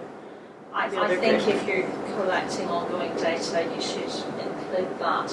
And I'm completely with Jill about the whole issue of patients on wards where they perhaps don't see very much VTE, and trying to extend the education and the pro formas and the SOPs there as well.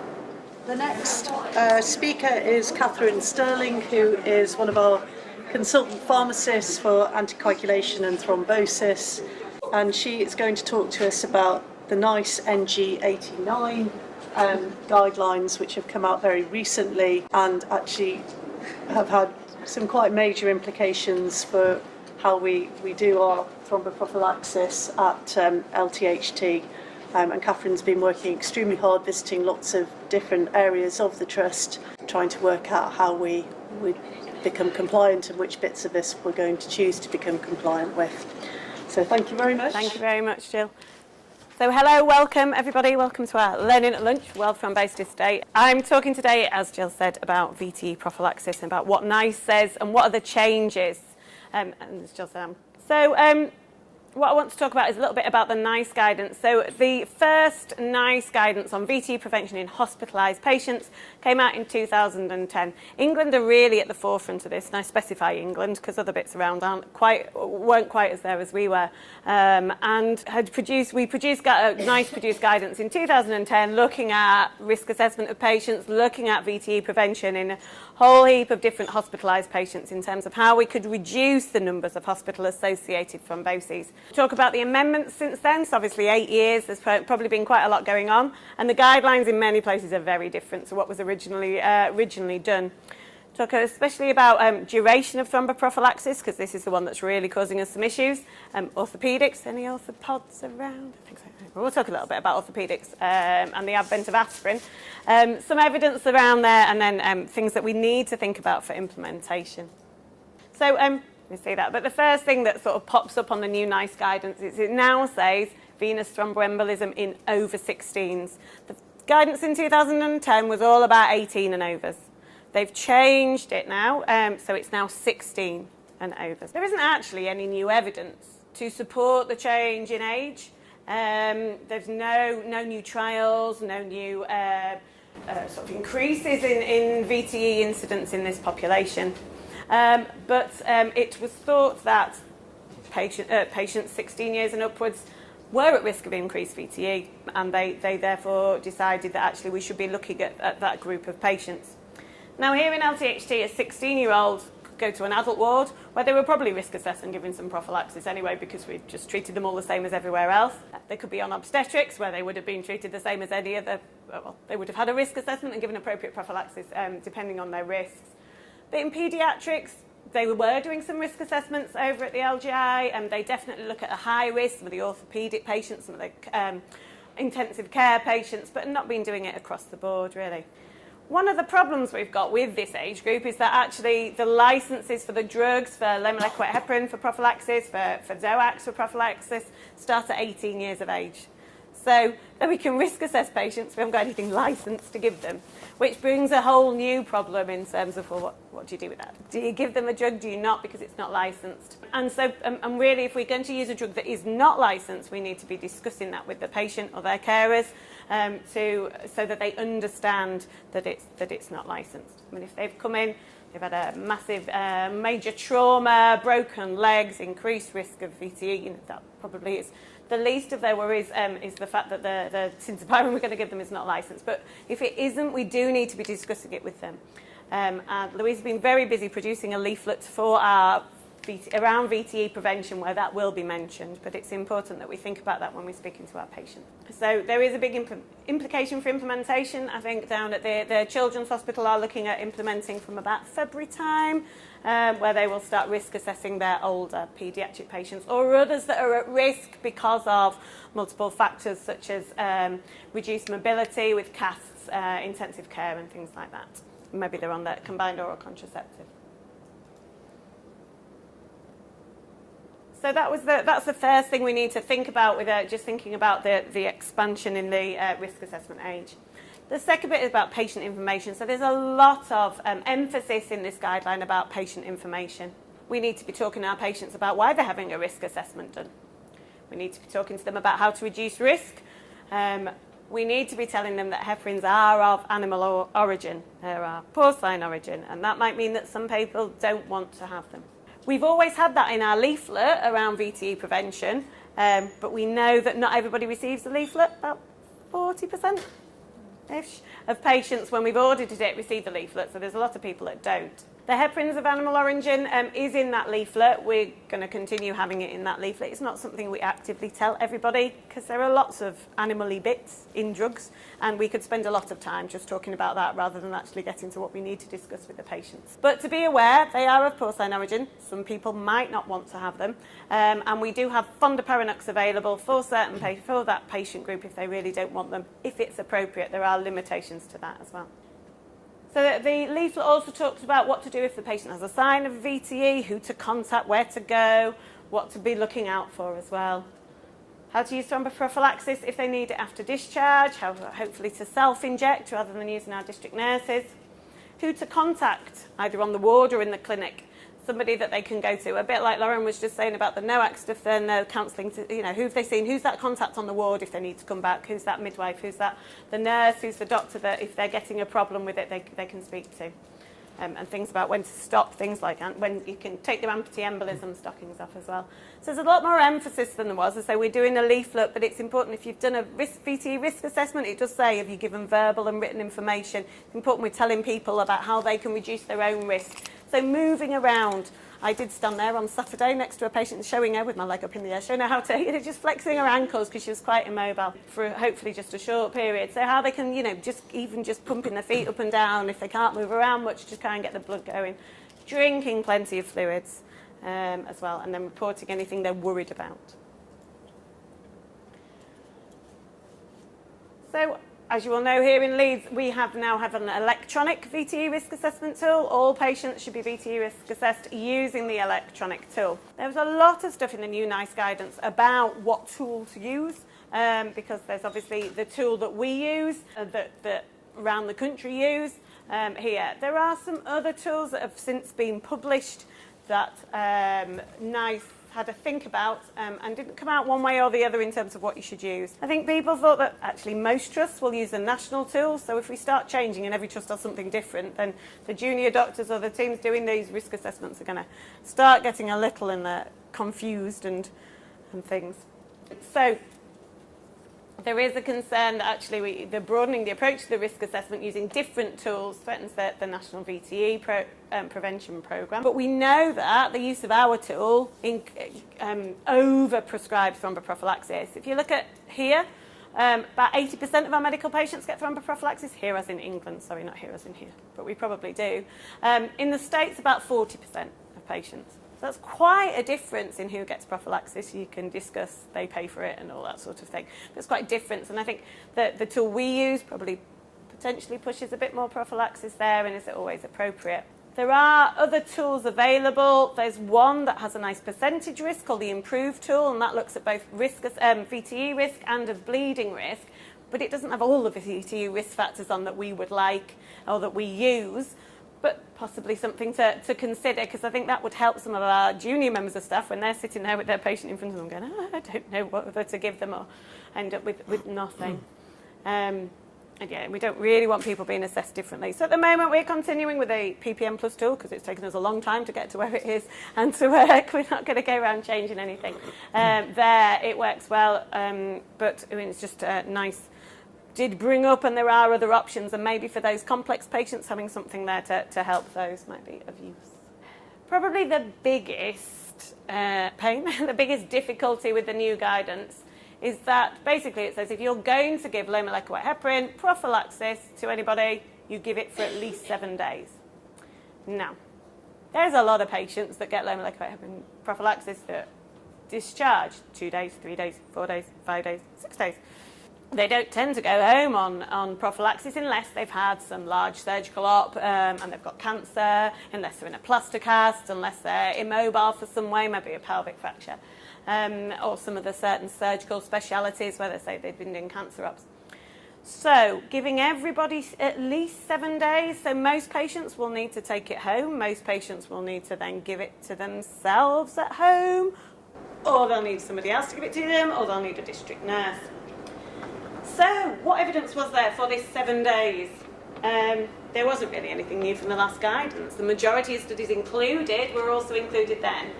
And those were tended to be very old studies, so early 2000s, late 90s. People were in hospital for longer then. And they were on this rapid recovery where they've just had a massive bowel op and they're up on their feet, and eating and drinking very quickly.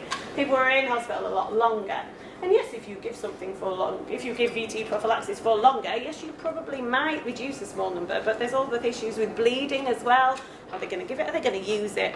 Remember when we did work with obstetrics, when we first started giving people prophylaxis after they'd had a caesarean section, it might have been their third, they'd never had it before, I'm not going to use that, and get a lot of wastage and things there. So there's no new evidence to suggest that 7 days is better than 3 days or is better than while they're in, and that's really difficult then to make decisions based on that, and to then decide what we're going to do. There are certain patients who need it, absolutely, after discharge, and a lot of those in the surgical guidelines are very specifically set out. Maybe in some of the medical patients we need to consider it a bit more. It's difficult if they go to Wharfdale or they go to J30 or they go into a kick bed somewhere. I don't know how much they're going to be running around compared to if they were going home. At the moment, we've not gone across the board. We're saying everyone should have 7 days of prophylaxis. I think it's not backed up with as much evidence as we would like. And we're not alone in that. I'm not just saying that Leeds, we're going to be different. Most trusts around the country have not implemented 7 days for everybody. Actually, I haven't found one. I think there might be a private one here and there that might have done, but none of the other big trusts have implemented 7 days across the board. I think it's important to think about it. If you've got a patient who's drastically reduced mobility, possibly have had an event in the past, and they're probably going to take another week to get back on their feet, it's something to think about rather than automatically stopping when they go home. But, for your pneumonia patient who's made a great recovery, ready to go home, finishing the last couple of days of antibiotics, there's no evidence to say that actually stopping it after 4 days or continuing it for 7 is going to be different. So something to think about, and definitely to think when we're discharging patients about whether we need to continue it, but not across the board. Some of the things that we thought about, so who's going to administer it? Our district nurses fell over around Christmas time last year. We've always asked to try and reduce the amount of low molecular weight heparin they give because they've got so much else they could be doing and things. And we haven't got enough district nurses to give everybody that's discharged from hospital 7 days of low molecular weight heparin.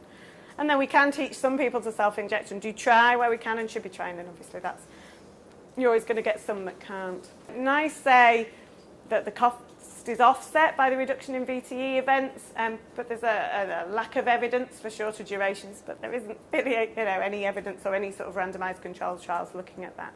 So there's still some discussion to be had on that and the local guidelines for each area.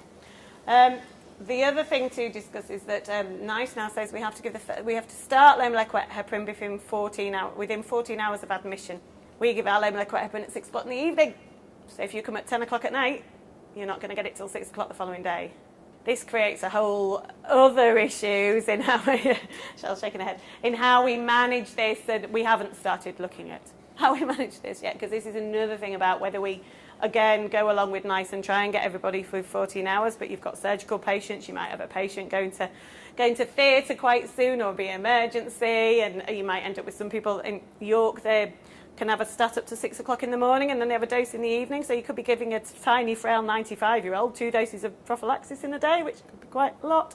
So I'm not sure how easy this is going to be. Obviously, if you come in the right time scale, you get it, but for others, there's a lot to think about on there as well. So Again, not backed up by particularly massive amounts of evidence.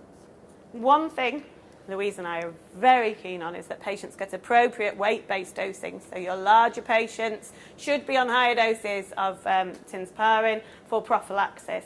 They didn't make any recommendations in NICE. We've been pulled up by the coroner for not giving appropriate doses for our bigger patients, but there was nothing due to a lack of evidence. They acknowledge that some centres do use it and that there's studies that demonstrate that, but they didn't feel there was enough evidence to put that forward. On the other hand, here in Leeds, we will use weight-based dosing. If people are bigger, they need bigger doses of low molecular weight heparin. I think, it's inexcusable to give somebody 160 kilos, 4,500 units. It's not going to touch the sides. So please continue to give our patients appropriate weight-based dosing. So very quickly on the different specialities. So acute medical patients, no mechanical prophylaxis. We sort of gave that up a few years ago with our thrombosis steering group, but they have said none to that acute medical patient group. And they're saying at least 7 days, but we're not going to do that across the board. We don't feel the evidence is strong enough to do that for everyone. Acute stroke is pretty similar to what it was. We use a lot of intermittent pneumatic compression devices. This came out a while ago for patients with stroke.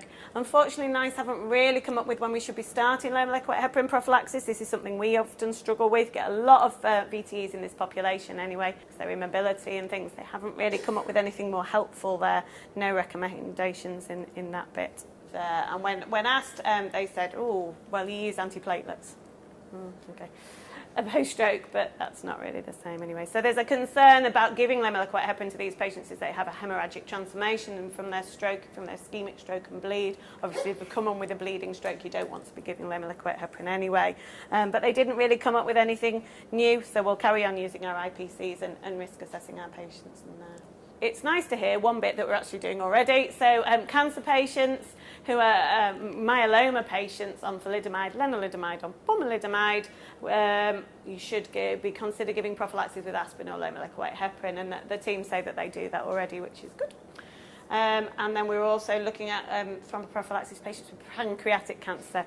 So many patients with cancer who are not inpatients, who are coming in for chemotherapy, don't tend to need low molecular weight heparin prophylaxis or VTE prophylaxis, but they've picked on pancreatic cancer as being a higher risk group, so something to think about there with that team, I think. Lower limb immobilization, so patients who break their leg or have an Achilles tendon rupture often go to A&E, don't necessarily come in or get admitted unless they need obviously surgical manipulation of that. This has been a grey area for some time and wasn't really represented in the first guidelines, and we've been struggling with it here between A&E and our orthopaedic team. But they're saying that we should be considering VTE prophylaxis for people with lower limb immobilization. There are a number of studies. You've got to treat quite a lot to prevent many clots, and often the patients that do get a clot are not the ones you would have thought would have done. So we still get patients who are in a cast and have had a clot with no risk factors that we can think of. So it's a low risk of VTE anyway. At the moment, we offer thromboprophylaxis to certain patients, so cancers, pregnant, previous VTE. An Achilles tendon rupture we hadn't had on our guidance, but is something we've added on there. And that's actually not very clear in NICE. It's hidden away when you actually read all the stuff. But Achilles tendon rupture does seem to have an increased risk of VTE associated, and they should be getting prophylaxis. Our orthopaedic surgeons would like everyone that's put in a cast to have VTE prophylaxis. We're in debate again with ED about how we manage that pathway. Watch this space, but we do comply pretty much with that. I haven't got any orthopods here, have I? So one of the things in the orthopaedic guidance, possibly because they had 8 orthopaedic surgeons on the group, but just saying, probably not, is the aspirin has reared its head for VTE prevention. Apparently they've been in the States for some time and they've been desperate, the orthopaedic surgeons in this country, to start using aspirin for VTE prevention. Not happy enough with Roxban or Apixaban or dabigatran or low molecular weight heparin or fondaparinux. They want to add aspirin. Save the money for, I suppose, everyone that's getting 7 days of low molecular weight heparin. But these are the options for total hip replacements and total knee replacements. Even just we use rivaroxaban, and I really can't see any benefits with going with low molecular weight heparin for 10 days followed by aspirin. In that group, you're going to start using low molecular weight heparin again. That means people will go home and need it giving again. That means, and then they have to swap to aspirin. Well, when you're swapping to anything, there's always a risk, as was highlighted from Lauren and Adele's talk, that you'd miss that and people don't carry on with what they need. So the orthopaedic teams, I believe, are really keen on switching to aspirin, but I haven't seen an awful lot from them from that. I know down the road in Harrogate they were very keen, but they use a lot of low molecular heparin. So I think people are reluctantly looking at that. I know there's definitely concerns from the haematologists on the use of aspirin and the cardiologists as well on this, but this has been reviewed and there are some papers about it there, so you will see more aspirin in orthopaedics, I think, based on this. Some other things around that guidance about you can use anti-embolism stockings when you've got low molecular heparin, but don't use it when you've not, which seems a bit strange as well. Aspirin is really cost effective, nice like a bit of cost effectiveness, but not always a lot of evidence to support it as well. And then what do you do if they're already on aspirin or they're on clopidogrel or things, and that's not really answered in those. So got a few things to take away and work out how we're going to manage. And rivaroxaban, which we use already, so I was lucky, but the preferred option for cost effectiveness. What they did with a lot of the other areas was they extrapolated the data. So they've extrapolated all the surgical specialty data from abdominal surgery, including ENT and others. Now, okay, my anatomy is, reasonable and not very close. Not quite sure that can be done. There's a lot of data on abdominal surgery. We know they're often quite high risk. No, there's a lot of cancer surgery in that area, but then saying that ENT is the same, often day casey things, I'm not sure. Varicose veins are another one that's come out. We know they do tend to be a bit of a higher risk. They're saying prophylaxis, if it's a longer procedure, or your risk of VTE outweighs the risk of bleeding. It's always a little bit woolly, isn't it? Most varicose veins are now done day surgery, it's an open surgery, so do we just pick our high-risk patients, our previous VTEs, our cancer patients, pregnant patients for that? There's still a few things to think about in our own trust.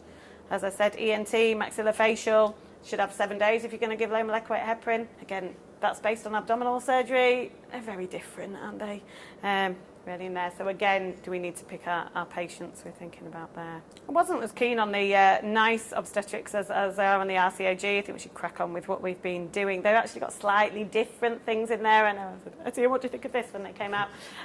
Saying as 7 days versus RCOG. And they don't really talk much about using the RCOG risk assessment. But I think we're happy with what we're doing here. I think, we've got some good work, as Etienne's already alluded to as well with that. And they say possibly you get slightly too many people on prophylaxis from the RCOG, but if you've been here and listened to Etienne already, you'll see why that's not a bad thing. So, there's quite a few things to think about here. Louise has been, putting together a comprehensive leaflet that does contain everything, but has the bits that cover everybody at the front, and then other bits that they can read to, so we're not giving them too many leaflets. But what we'd really like from you when the new leaflet comes out is that patients get it. All patients should have that leaflet about the risk of VTE and what they can do to prevent it, what they should be doing, what they can ask about there. It's really really important they have that information so they can understand as well. So please, when you see this, I was on the ward the other day, I said, have you got any of those VTE leaflets here? She gave me the one before this one.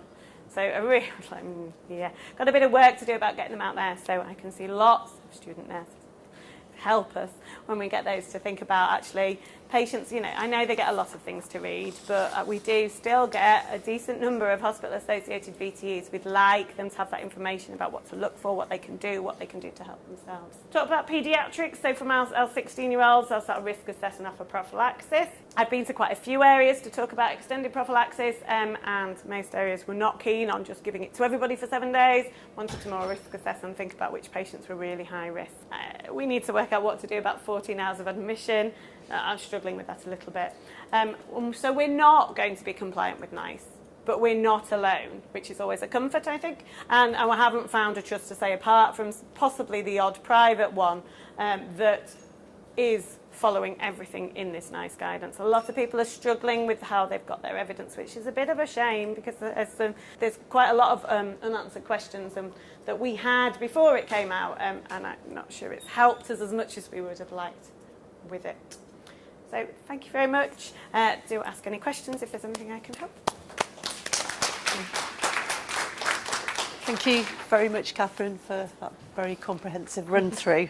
I've got a couple of questions which may or not be answerable, really. First of all there are a lot of trusts in the country who've raised their eyebrows quite sharply at some of these things that we're being asked to implement, and there are a lot of trusts that aren't going to implement them all. What's the actual implication for the trust if we don't implicate them in the guidance, but are we open legally to all sorts of problems if we don't follow them? I think we're probably most if we haven't got any guidance in it of our own that we've discussed and thought about. Yeah. I think there is a risk if we're not following NICE, but I think there's also the sort of peer group and what other people are doing as well. So I think if you went and asked a lot of trusts and they said, oh, we wouldn't give 7 days to that patient that we hadn't, then that gives you some backup. But it has been something that's been mooted, and I don't know what the answer is. I mean, there's a lot of nice guidance out there. I don't think we're 100% compliant with a lot of it. I think the discussion, the documentation, the following our own guidelines is what we tend to get picked up with if there are coroner issues or if it does get to cases. I think there's a lot of issues with giving everybody 7 days of prophylaxis in terms of how they're going to manage it, how they're going to actually take it. A lot of, money. Is that the best way of spending our, we're cash strapped? But yeah, it's a good point, and that's something that just we'll have to decide when we say which bits we're compliant with. But I suppose the comforting thing is, things like King's, which is a massive thrombosis centre, are probably implementing less than we are. My second question is, do you think in 10, 15 years' time, low molecular weight heparin prophylaxis is going to be a thing of the past and we'll be giving everyone DOAC prophylaxis and send them home with tablets easily? I think there will always be a place for low molecular weight heparin for the patients that can't swallow, for the patients that can't take things orally, for the patients around surgery, for the high risk of bleeding, as you talked about in your talk as well. And we'll have antidotes for the DOACs there. But there were some 2 studies of DOACs, or 3 actually, in medical prophylaxis. Now, they did give it for 35 days and said that was better than 10 days of enoxaparin at reducing your risk of Vte, not really comparing like with like. But there was more bleeding with those, and so neither Rivaroxaban or Apixaban got their medical prophylaxis license. So I think low molecular weight heparin is going to be around for quite a while. It's so practical for a lot of patients as well. But it would be nice to think for those that needed something extensive that weren't nil by mouth, could take something that it'd be nice to have an oral option. Maybe we'll all be taught in our last year of school how to inject ourselves with subcut heparin. Anybody else got any questions? Thank you. This is probably a bit of a random question. I might be a bit silly in asking it, but from the Vte risk assessment that's available now on PPM, are nursing staff able to complete that? Because would that assist in making sure that everyone is assessed? Because it could be part of our board rounds and things. It's a very good question actually, and it's something we've debated on a number of occasions. I think we've always gone down the line of if you can't prescribe the prophylaxis, then we didn't think we thought the risk assessment should be done by someone who could prescribe the prophylaxis. I mean, we could give a lot of jobs to nurses and they would get done. Sorry to the doctors in the room. We know they would get done, but if you were doing it, then you've got to go and find someone to prescribe it and add it to their jobs. If they've done it themselves, it was always thought that there would be a better review and prescription. Now, saying that, I'm going to say midwives do it. Yeah, they do. Yeah, and it does work within that, yes. They don't, no, but there's always an SHO around that prescribe. But it hastens the process a lot. Yeah. It's a shame that nurses can't risk assess. Okay. To do it. Okay. I think it's a good question. I think it was a very good question there, and I think Prescribing, but with the proper education, that's the difficult bit, because that's quite an undertaking. I think it's often quite difficult to make the judgment on whether they need something or not. I know the midwives do, but you've got a defined population with very, very clear guidance to everybody and on what to do in that sort of for obstetric patients. But I think you get one guy coming in with a GI bleed and then the next patient with a previous Vte. I think it's thinking, well, maybe if you have a specialist nurse role like your AMP. Well, so some of the AMPs that prescribe do. Yeah, so the AMPs that prescribe. Yeah, so in major trauma, there's AMPs, aren't there? They prescribe and they'll prescribe it. So if they're prescribing with it, yes, because they can follow them through that pathway, and that's where we sort of all come. But it's a good. Is there a specific rule that heparin has to be given at 6 p.m? No. It's not a rule. It doesn't need to be given. No. There's lots of discussions. David Burridge has gone, unfortunately, because he would be able to give you the history to that, because we tried to think about changing it and it got a little bit poo-pooed. It's a surgical thing. I think it's a surgical thing. And there's no reason why the rest of the hospital have to do it No, at 6 p.m. no, absolutely. And It doesn't even work for surgery, does it? I'm thinking my surgical pharmacist over there. it doesn't work for a lot of surgery now. So Post-op if they're late back. I think that needs to be rethought.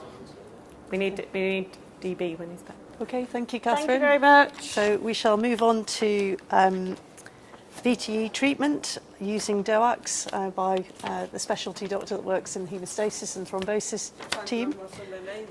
So this is Dr. Pinkney, or Fred as we know her. Thank you very much. So as people said, my name's Dr. Andriana Pinkney, so naturally the obvious place to go with this nickname would be Fred. I'm specialty doctor in hemostasis and thrombosis. Treatment of VTE with DOACs can be a little bit dry, but let's try and spice it up with a bit of relevancy. So let's go with a patient case to start with. So we've got a 37-year-old gentleman who's come in with a proximal DVT. We've actually got the ultrasound Doppler done. It's one of these few ones that got done on the day. He's got this family history of VTE, but no kind of specific thrombophilias within the family. And if this patient sat on JAMA, we've already seen they've got good protocols on where to go. But for any patient in hospital, out of hospital, we can give them a similar sort of treatment stream. We just have a tendency not to. So let's go back in time. Dr. Horn was a bit surprised when I found this. I dug this out. So in 1271, this is the first documented description of actually someone with a DVT getting, I use the word loosely, treated. They describe a gentleman coming with a unilateral leg swelling. They treated him with some elevation of this swollen leg, and he went on to develop ulcers, because obviously he did have a delayed presentation and no treatment was available back in 1271. Things moved on a little bit when warfarin got invented.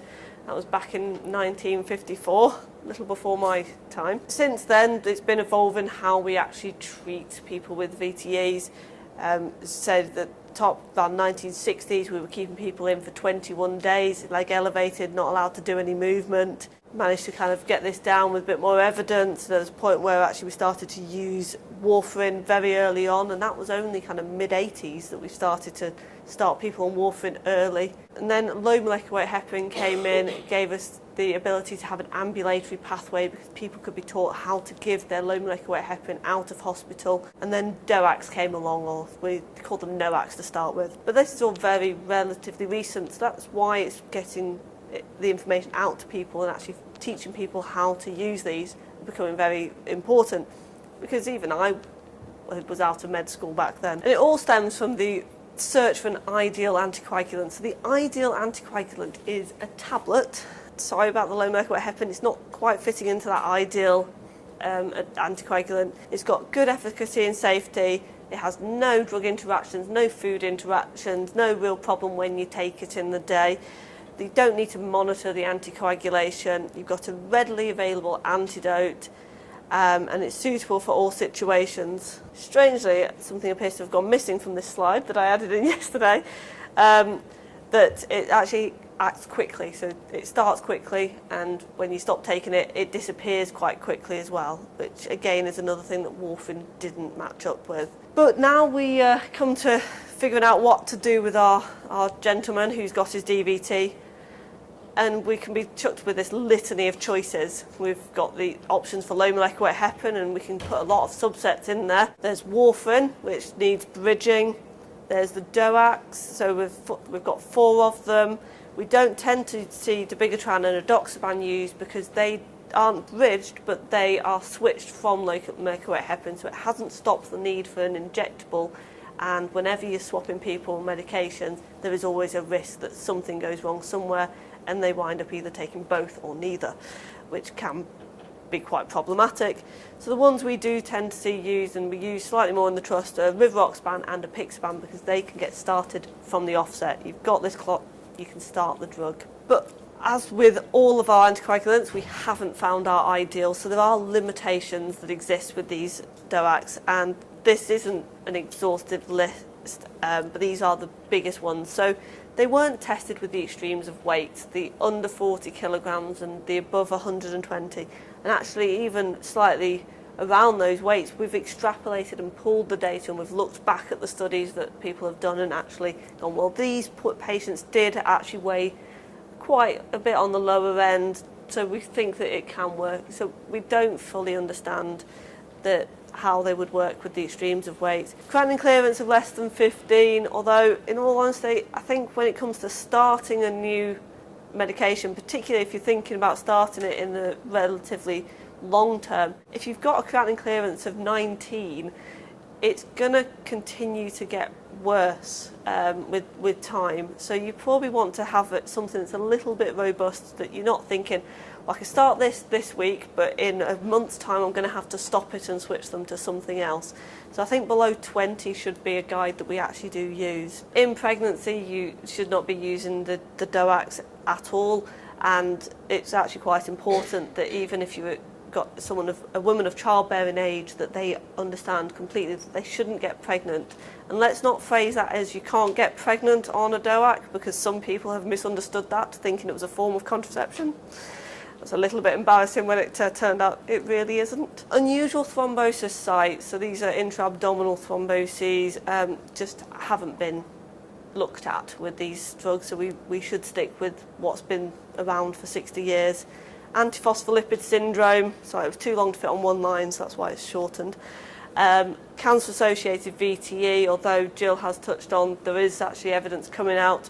We still prefer to start off at the moment on low molecular weight heparin, but we'll watch this space on that one. Mechanical heart valves, really, it's unlikely to be an issue when it comes to VTE, because these patients, if they're meant to be on warfarin, will already be on warfarin. If they've developed a blood clot on an anticoagulant, we shouldn't be looking at starting one of the newer oral anticoagulant medications. Arterial thromboses, the evidence just isn't there. And actually, most cases you can make more of an argument for antiplatelet agents than you can for any anticoagulation.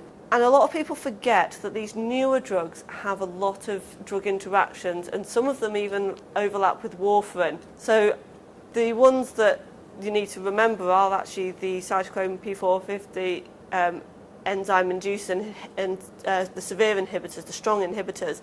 So things like your HIV antiretrovirals and the antifungals that end in azole generally don't go there. Rifampicin, carbamazepine, the amount of people that we've tried and failed to give warfarin for carbamazepine, we've wound up on 30 milligrams a day and their INR just isn't shifting.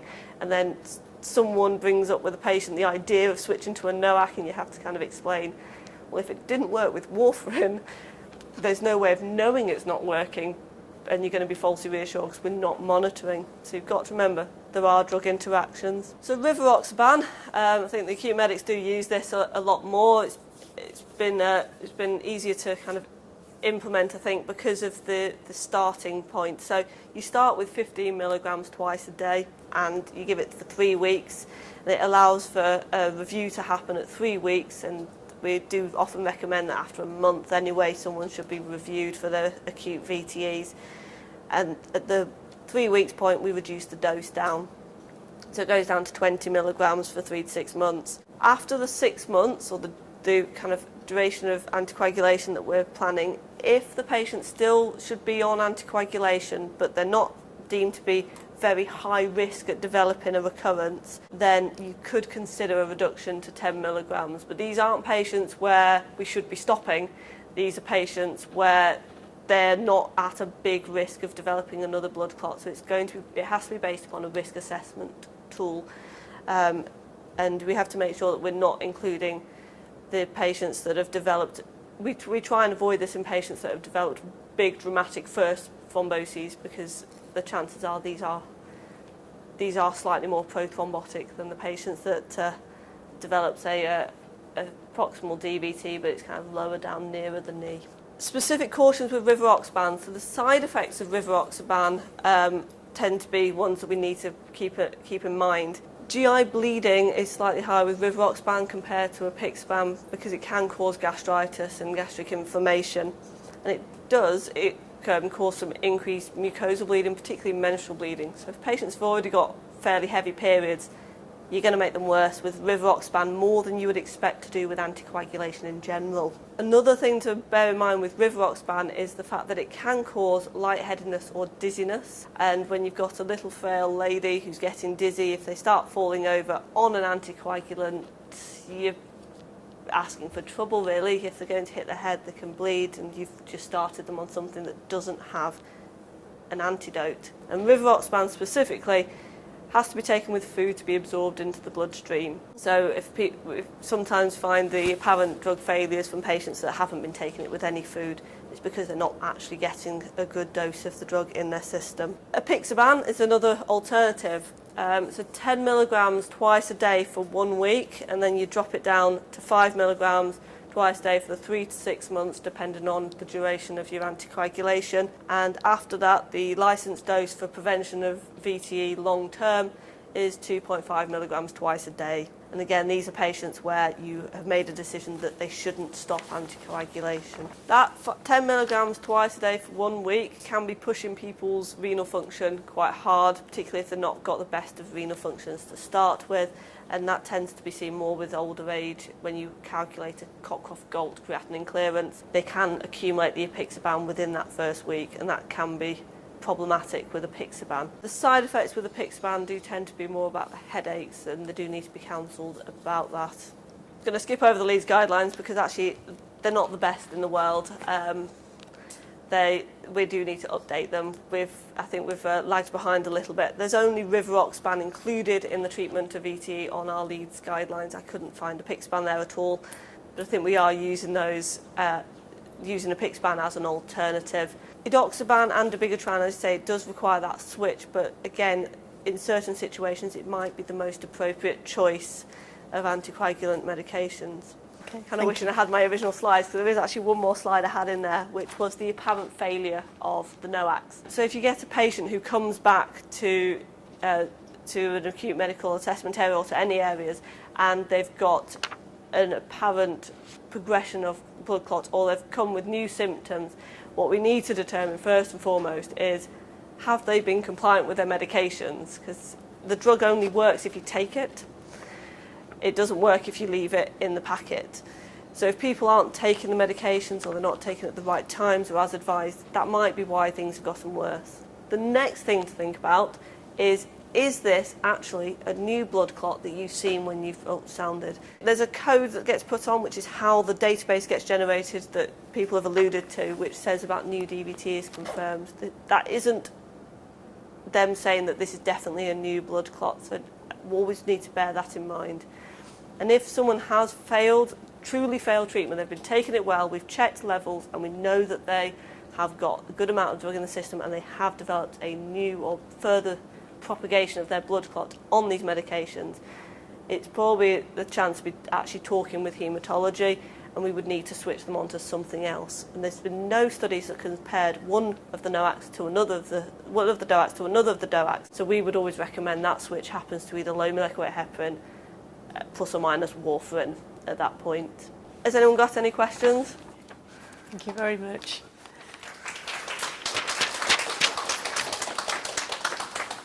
Any questions about VTE and DOACs?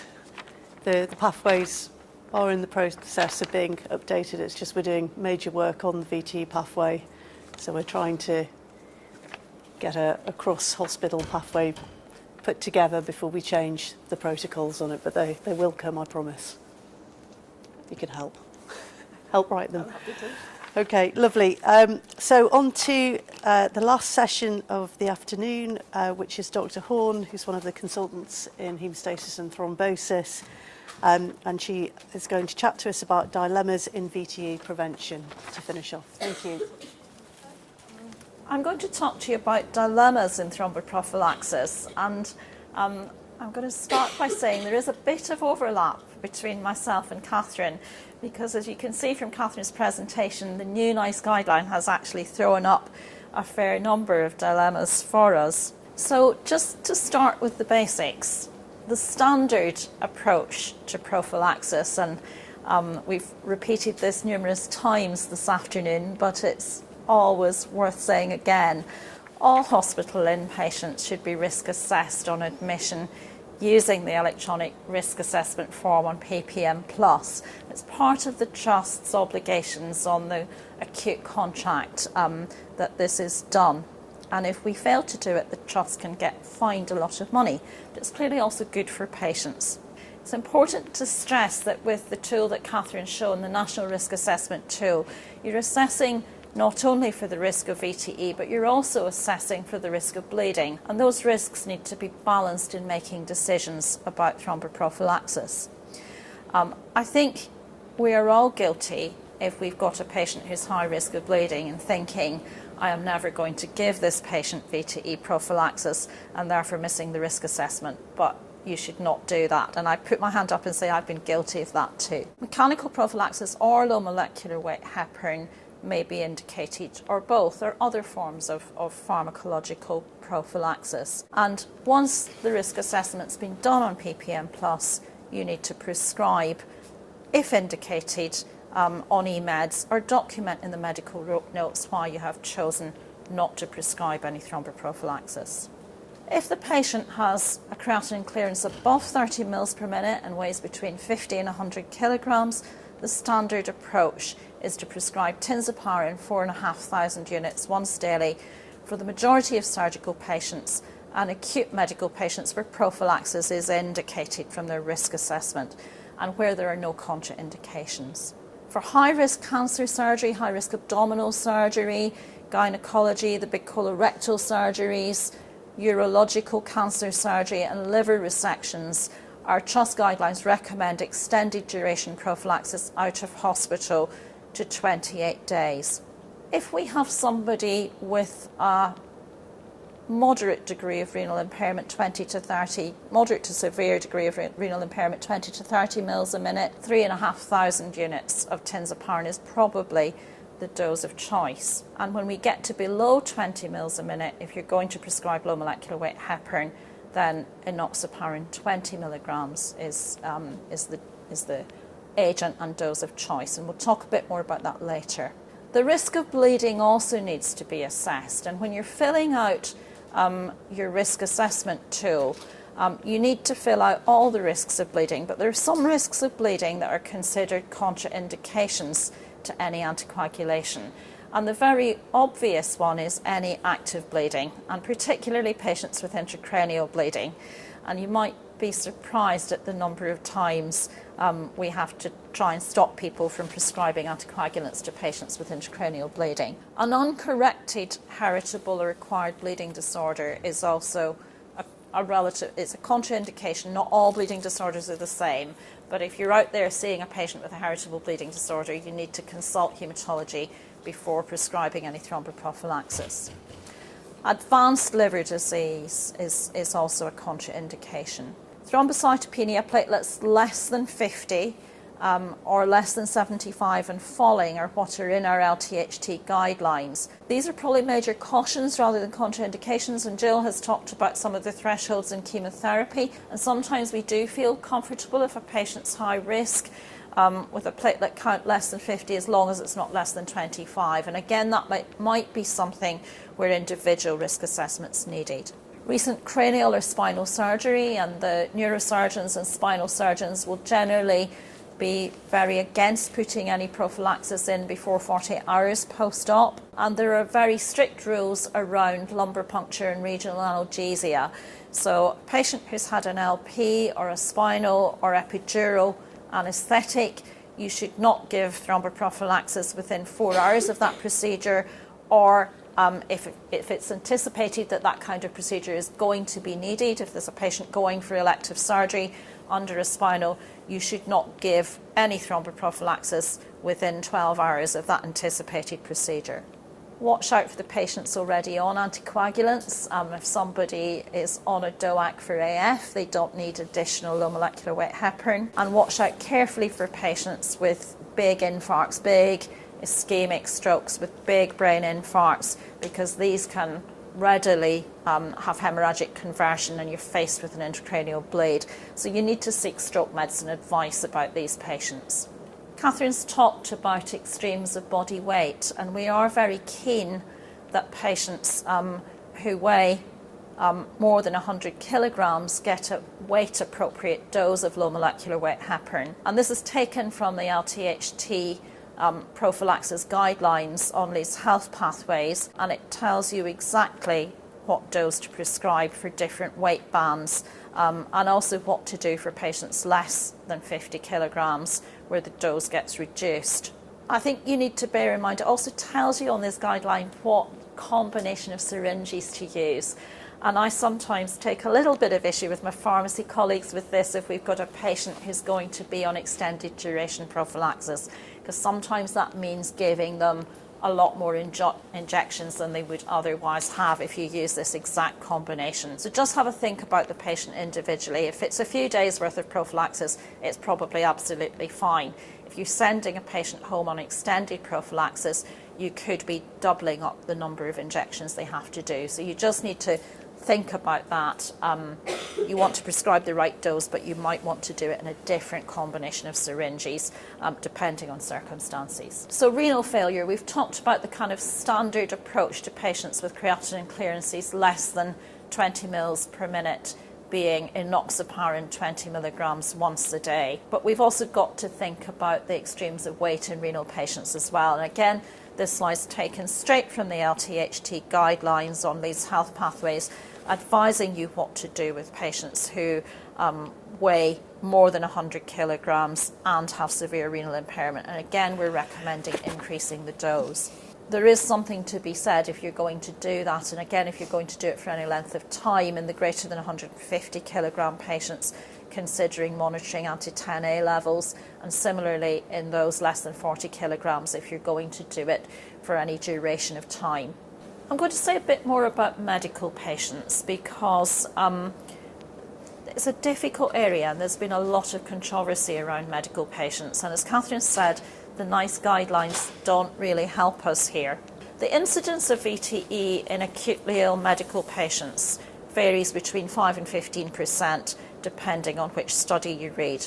And hospitalisation for medical illness in the national data accounts for about 25% of VTE events that occur in the community. And many of the studies suggest that thromboprophylaxis is actually underutilised in acute medical patients rather than overutilised. And I suspect, again, it depends which study you read. We possibly are at the other extreme if you look at our local practice. I think, though, in America, the population of inpatients may well be different from the population of inpatients in the UK. We might find that there are perhaps less people with lots of chronic comorbidities as inpatients in America. I'm not sure, but I suspect it's a very different population of people. So the first studies in medical patients came out in the 1990s and early 2000s.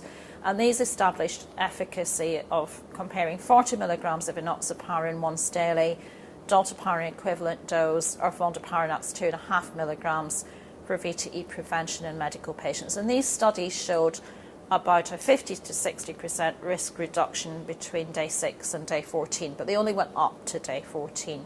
Meta-analyses that were carried out of these studies subsequently showed no overall effect on mortality in these sick medical patients, and that began to raise some questions about, is it really something that's very well worthwhile doing? And also, it was noted that giving in-hospital prophylaxis had no effect on the incidence of post-discharge VTE, and these were events in the first 45 days following discharge. There are 4 major trials of low molecular weight heparin or DOACs that extended prophylaxis out of hospital, and these only showed modest reductions in VTE but were all offset by an increased risk in major bleeding. So again, there was no net benefit of extending prophylaxis in this patient group. And the optimal duration of prophylaxis in medical patients still remains unclear. And they're a very diverse group, and so uniform strategies for all acute medical patients are probably not an appropriate way to go. I'm going to say something about this relatively recent study that came out in 2017, because what's happened in America and what's happened in Europe are different and quite different. And this is quite an interesting study, but it's also got issues with it. It's looked at a DOAC called Betrixaban in acute medical patients, and it's called the APEX trial. And it was a huge study. It had more than 7,500 patients in it. And it was well designed. It was a double-blind, double-dummy, randomized controlled trial. So trying to reduce all the biases that you possibly could. And it evaluated extended prophylaxis with Betrixaban in high risk, and the key thing here is high risk, acute medically ill patients more than 40 years old.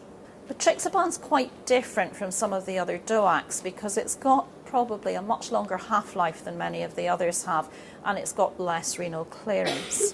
Now one of the criticisms of this study is it's not really a great real-world study. There were some very complex risk stratifications in this study, including measuring D-dimers in medical inpatients, which isn't really something we do in the real world. But they probably did pick out some very high-risk people.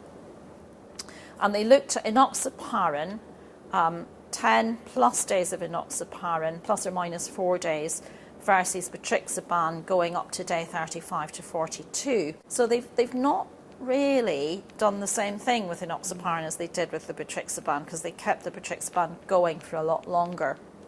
And their primary outcome was also a bit complicated. It was symptomatic VTE events by day 42 plus asymptomatic DVT between day 32 and 47.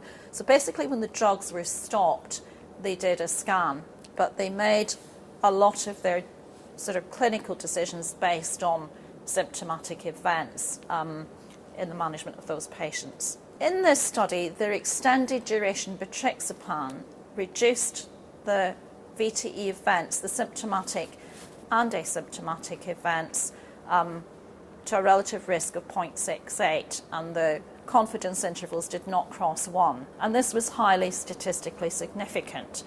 And this is the first medical DOAC study that did not show a concomitant increase in risk of bleeding. There was also a reduction in VTE-related rehospitalisation, and interestingly, a reduction in ischemic stroke in this group of patients.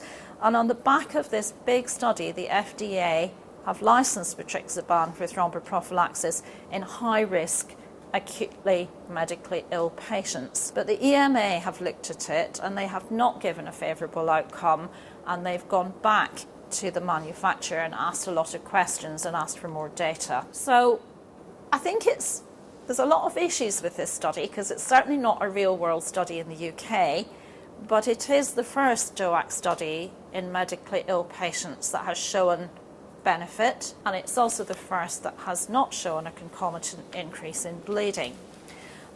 So I think the key to taking this forward is to probably try and find a group of patients that you can define as high risk amongst the acute medical patients that doesn't involve measuring D-dimers and other complicated strategies. And I think there's also a need to compare like with like and look at, if you're going to have a duration in one arm of the study that's longer than the other, that raises questions. Having said that, I think for many medical patients, extending injections out the length of time that Betrixaban was extended out would be difficult. But it is an intriguing study, and it does offer some hope that maybe there is a way of giving extended prophylaxis to medical patients in the future. Catherine's also talked about major orthopaedic surgery, and traditionally we've thought that these patients have a very high incidence of symptomatic VTE, and there's also an even bigger incidence of asymptomatic DVT, especially with total knee replacement. And there are particular concerns about bleeding, particularly surgical site bleeding in this group of patients, because a wound hematoma with a knee replacement or a hip replacement leads to an increased risk of infection, and that is a major disaster with prosthetic joint surgery. They're often also elderly patients with lots of comorbidities, and the incidence of VTE in these patients often happens after they've gone home from their orthopaedic admission. There's also issues surrounding compatibility of what we're doing with spinal anaesthetic in this group of patients, because a lot of spinal anaesthesia is used in the medically unfit orthopaedic patients. As much as 76% of VTE occurs after hospital discharge in total hip arthroplasty patients, and that risk continues for as much as 3 months following surgery. Some of these are possibly extensions, proximal extensions of smaller DVTs that have happened in the early post-op phase, but others of them are probably new. And the risk factors for late VTE are increased body mass index, very old people greater than 85 years old, and history of VTE in the past. With knee replacements, the VTE events seem to occur earlier, and post-discharge VTE is a bit less common, and the events occur earlier. The old studies showed a big relative risk reduction for fatal PE with any heparin, and some reduction with aspirin, but a lesser reduction. And both heparin and aspirin were associated with an increased risk of major bleeding. Then the DOACs came along, and there were 4 big trials with rivaroxaban, and the others have similar trials. The rivaroxaban trials were all called the RECORD studies, and there were 4 different RECORD studies, and they all showed at least equivalent efficacy to enoxaparin, and the RECORD 1 study showed a reduced risk of VTE following total hip replacement with rivaroxaban. The risk of major bleeding was slightly higher with rivaroxaban in all these studies, but not statistically significantly so. Rivaroxaban was given for up to 39 days in these studies, but certainly mostly 35 days in all of these studies. So it was about a month or more, about 5 weeks of extended prophylaxis out of hospital. Now, we've talked about NICE recommending more aspirin. And the data for aspirin until fairly recently has been fairly controversial, to say the least. It's not been very convincing that it is better or even as good as either low molecular weight heparin or the DOACs. However, this year, something called the EPCAT-2 trial has been published. This is a Canadian study, multi-centre study, and they've compared rivaroxaban with aspirin for extended thromboprophylaxis following major joint replacement surgery. Double-blind, randomised controlled design.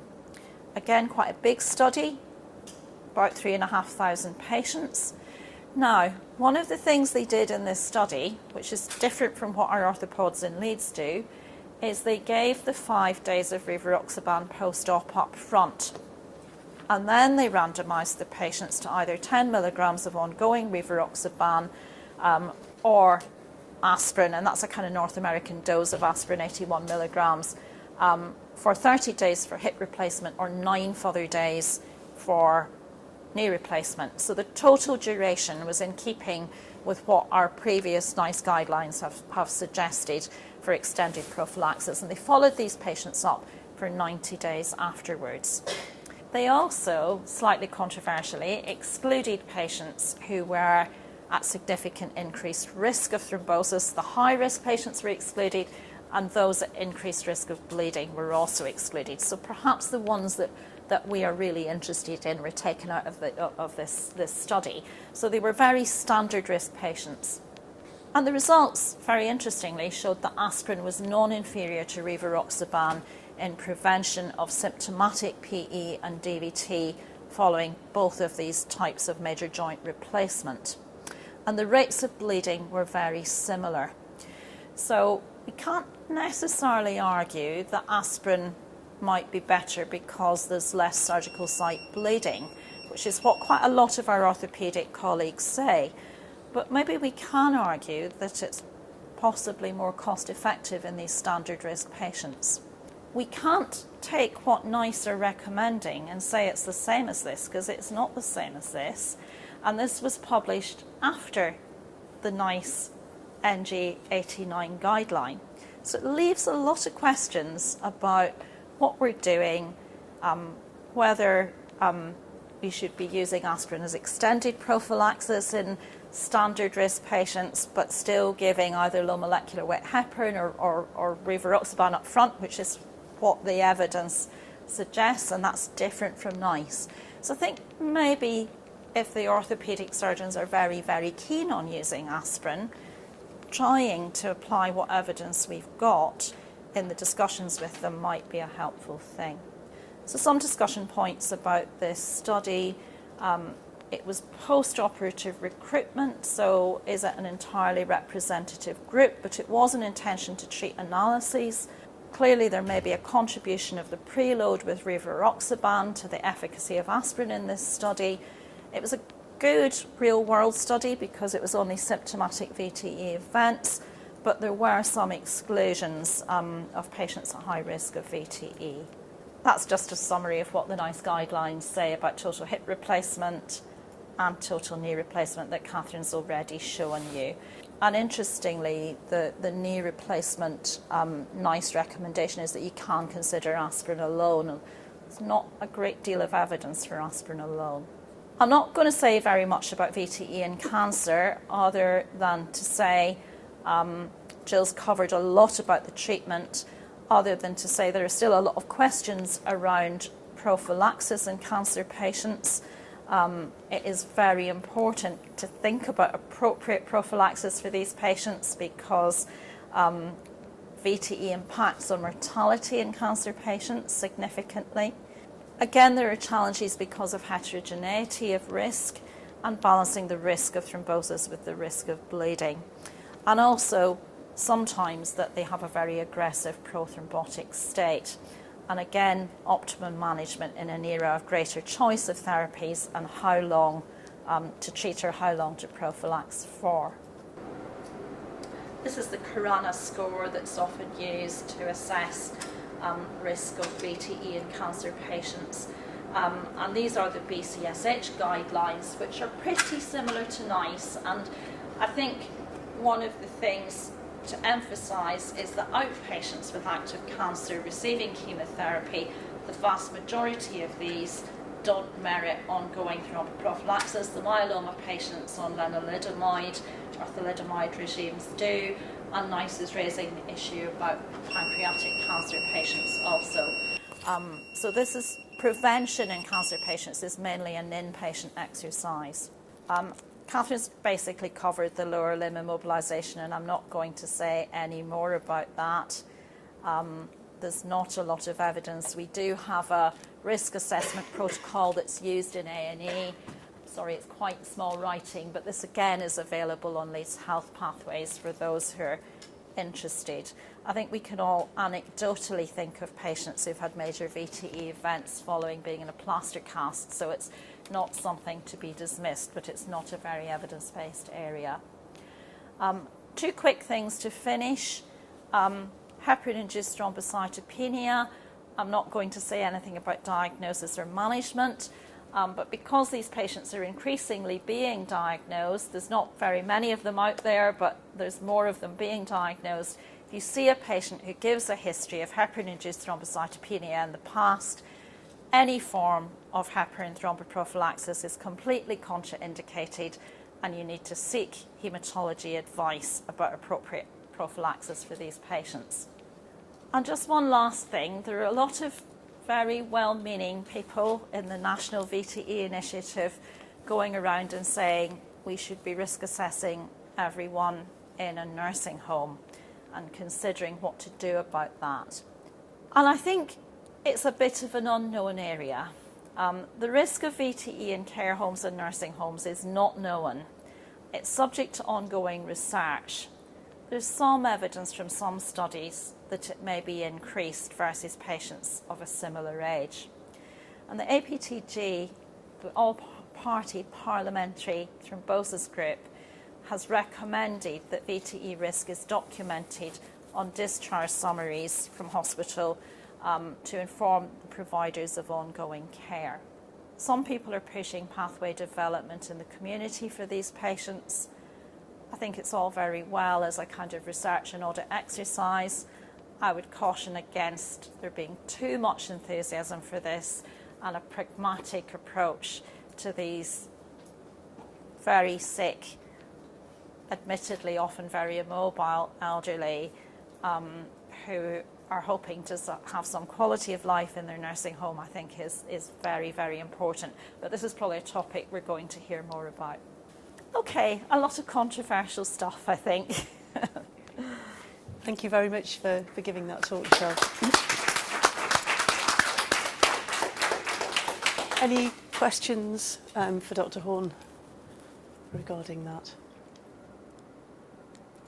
Okay, lovely. Well, a few thank yous. First of all, I'd like to thank Louise for putting this together today. An enormous amount of work goes into organising these sessions, so thank you very much.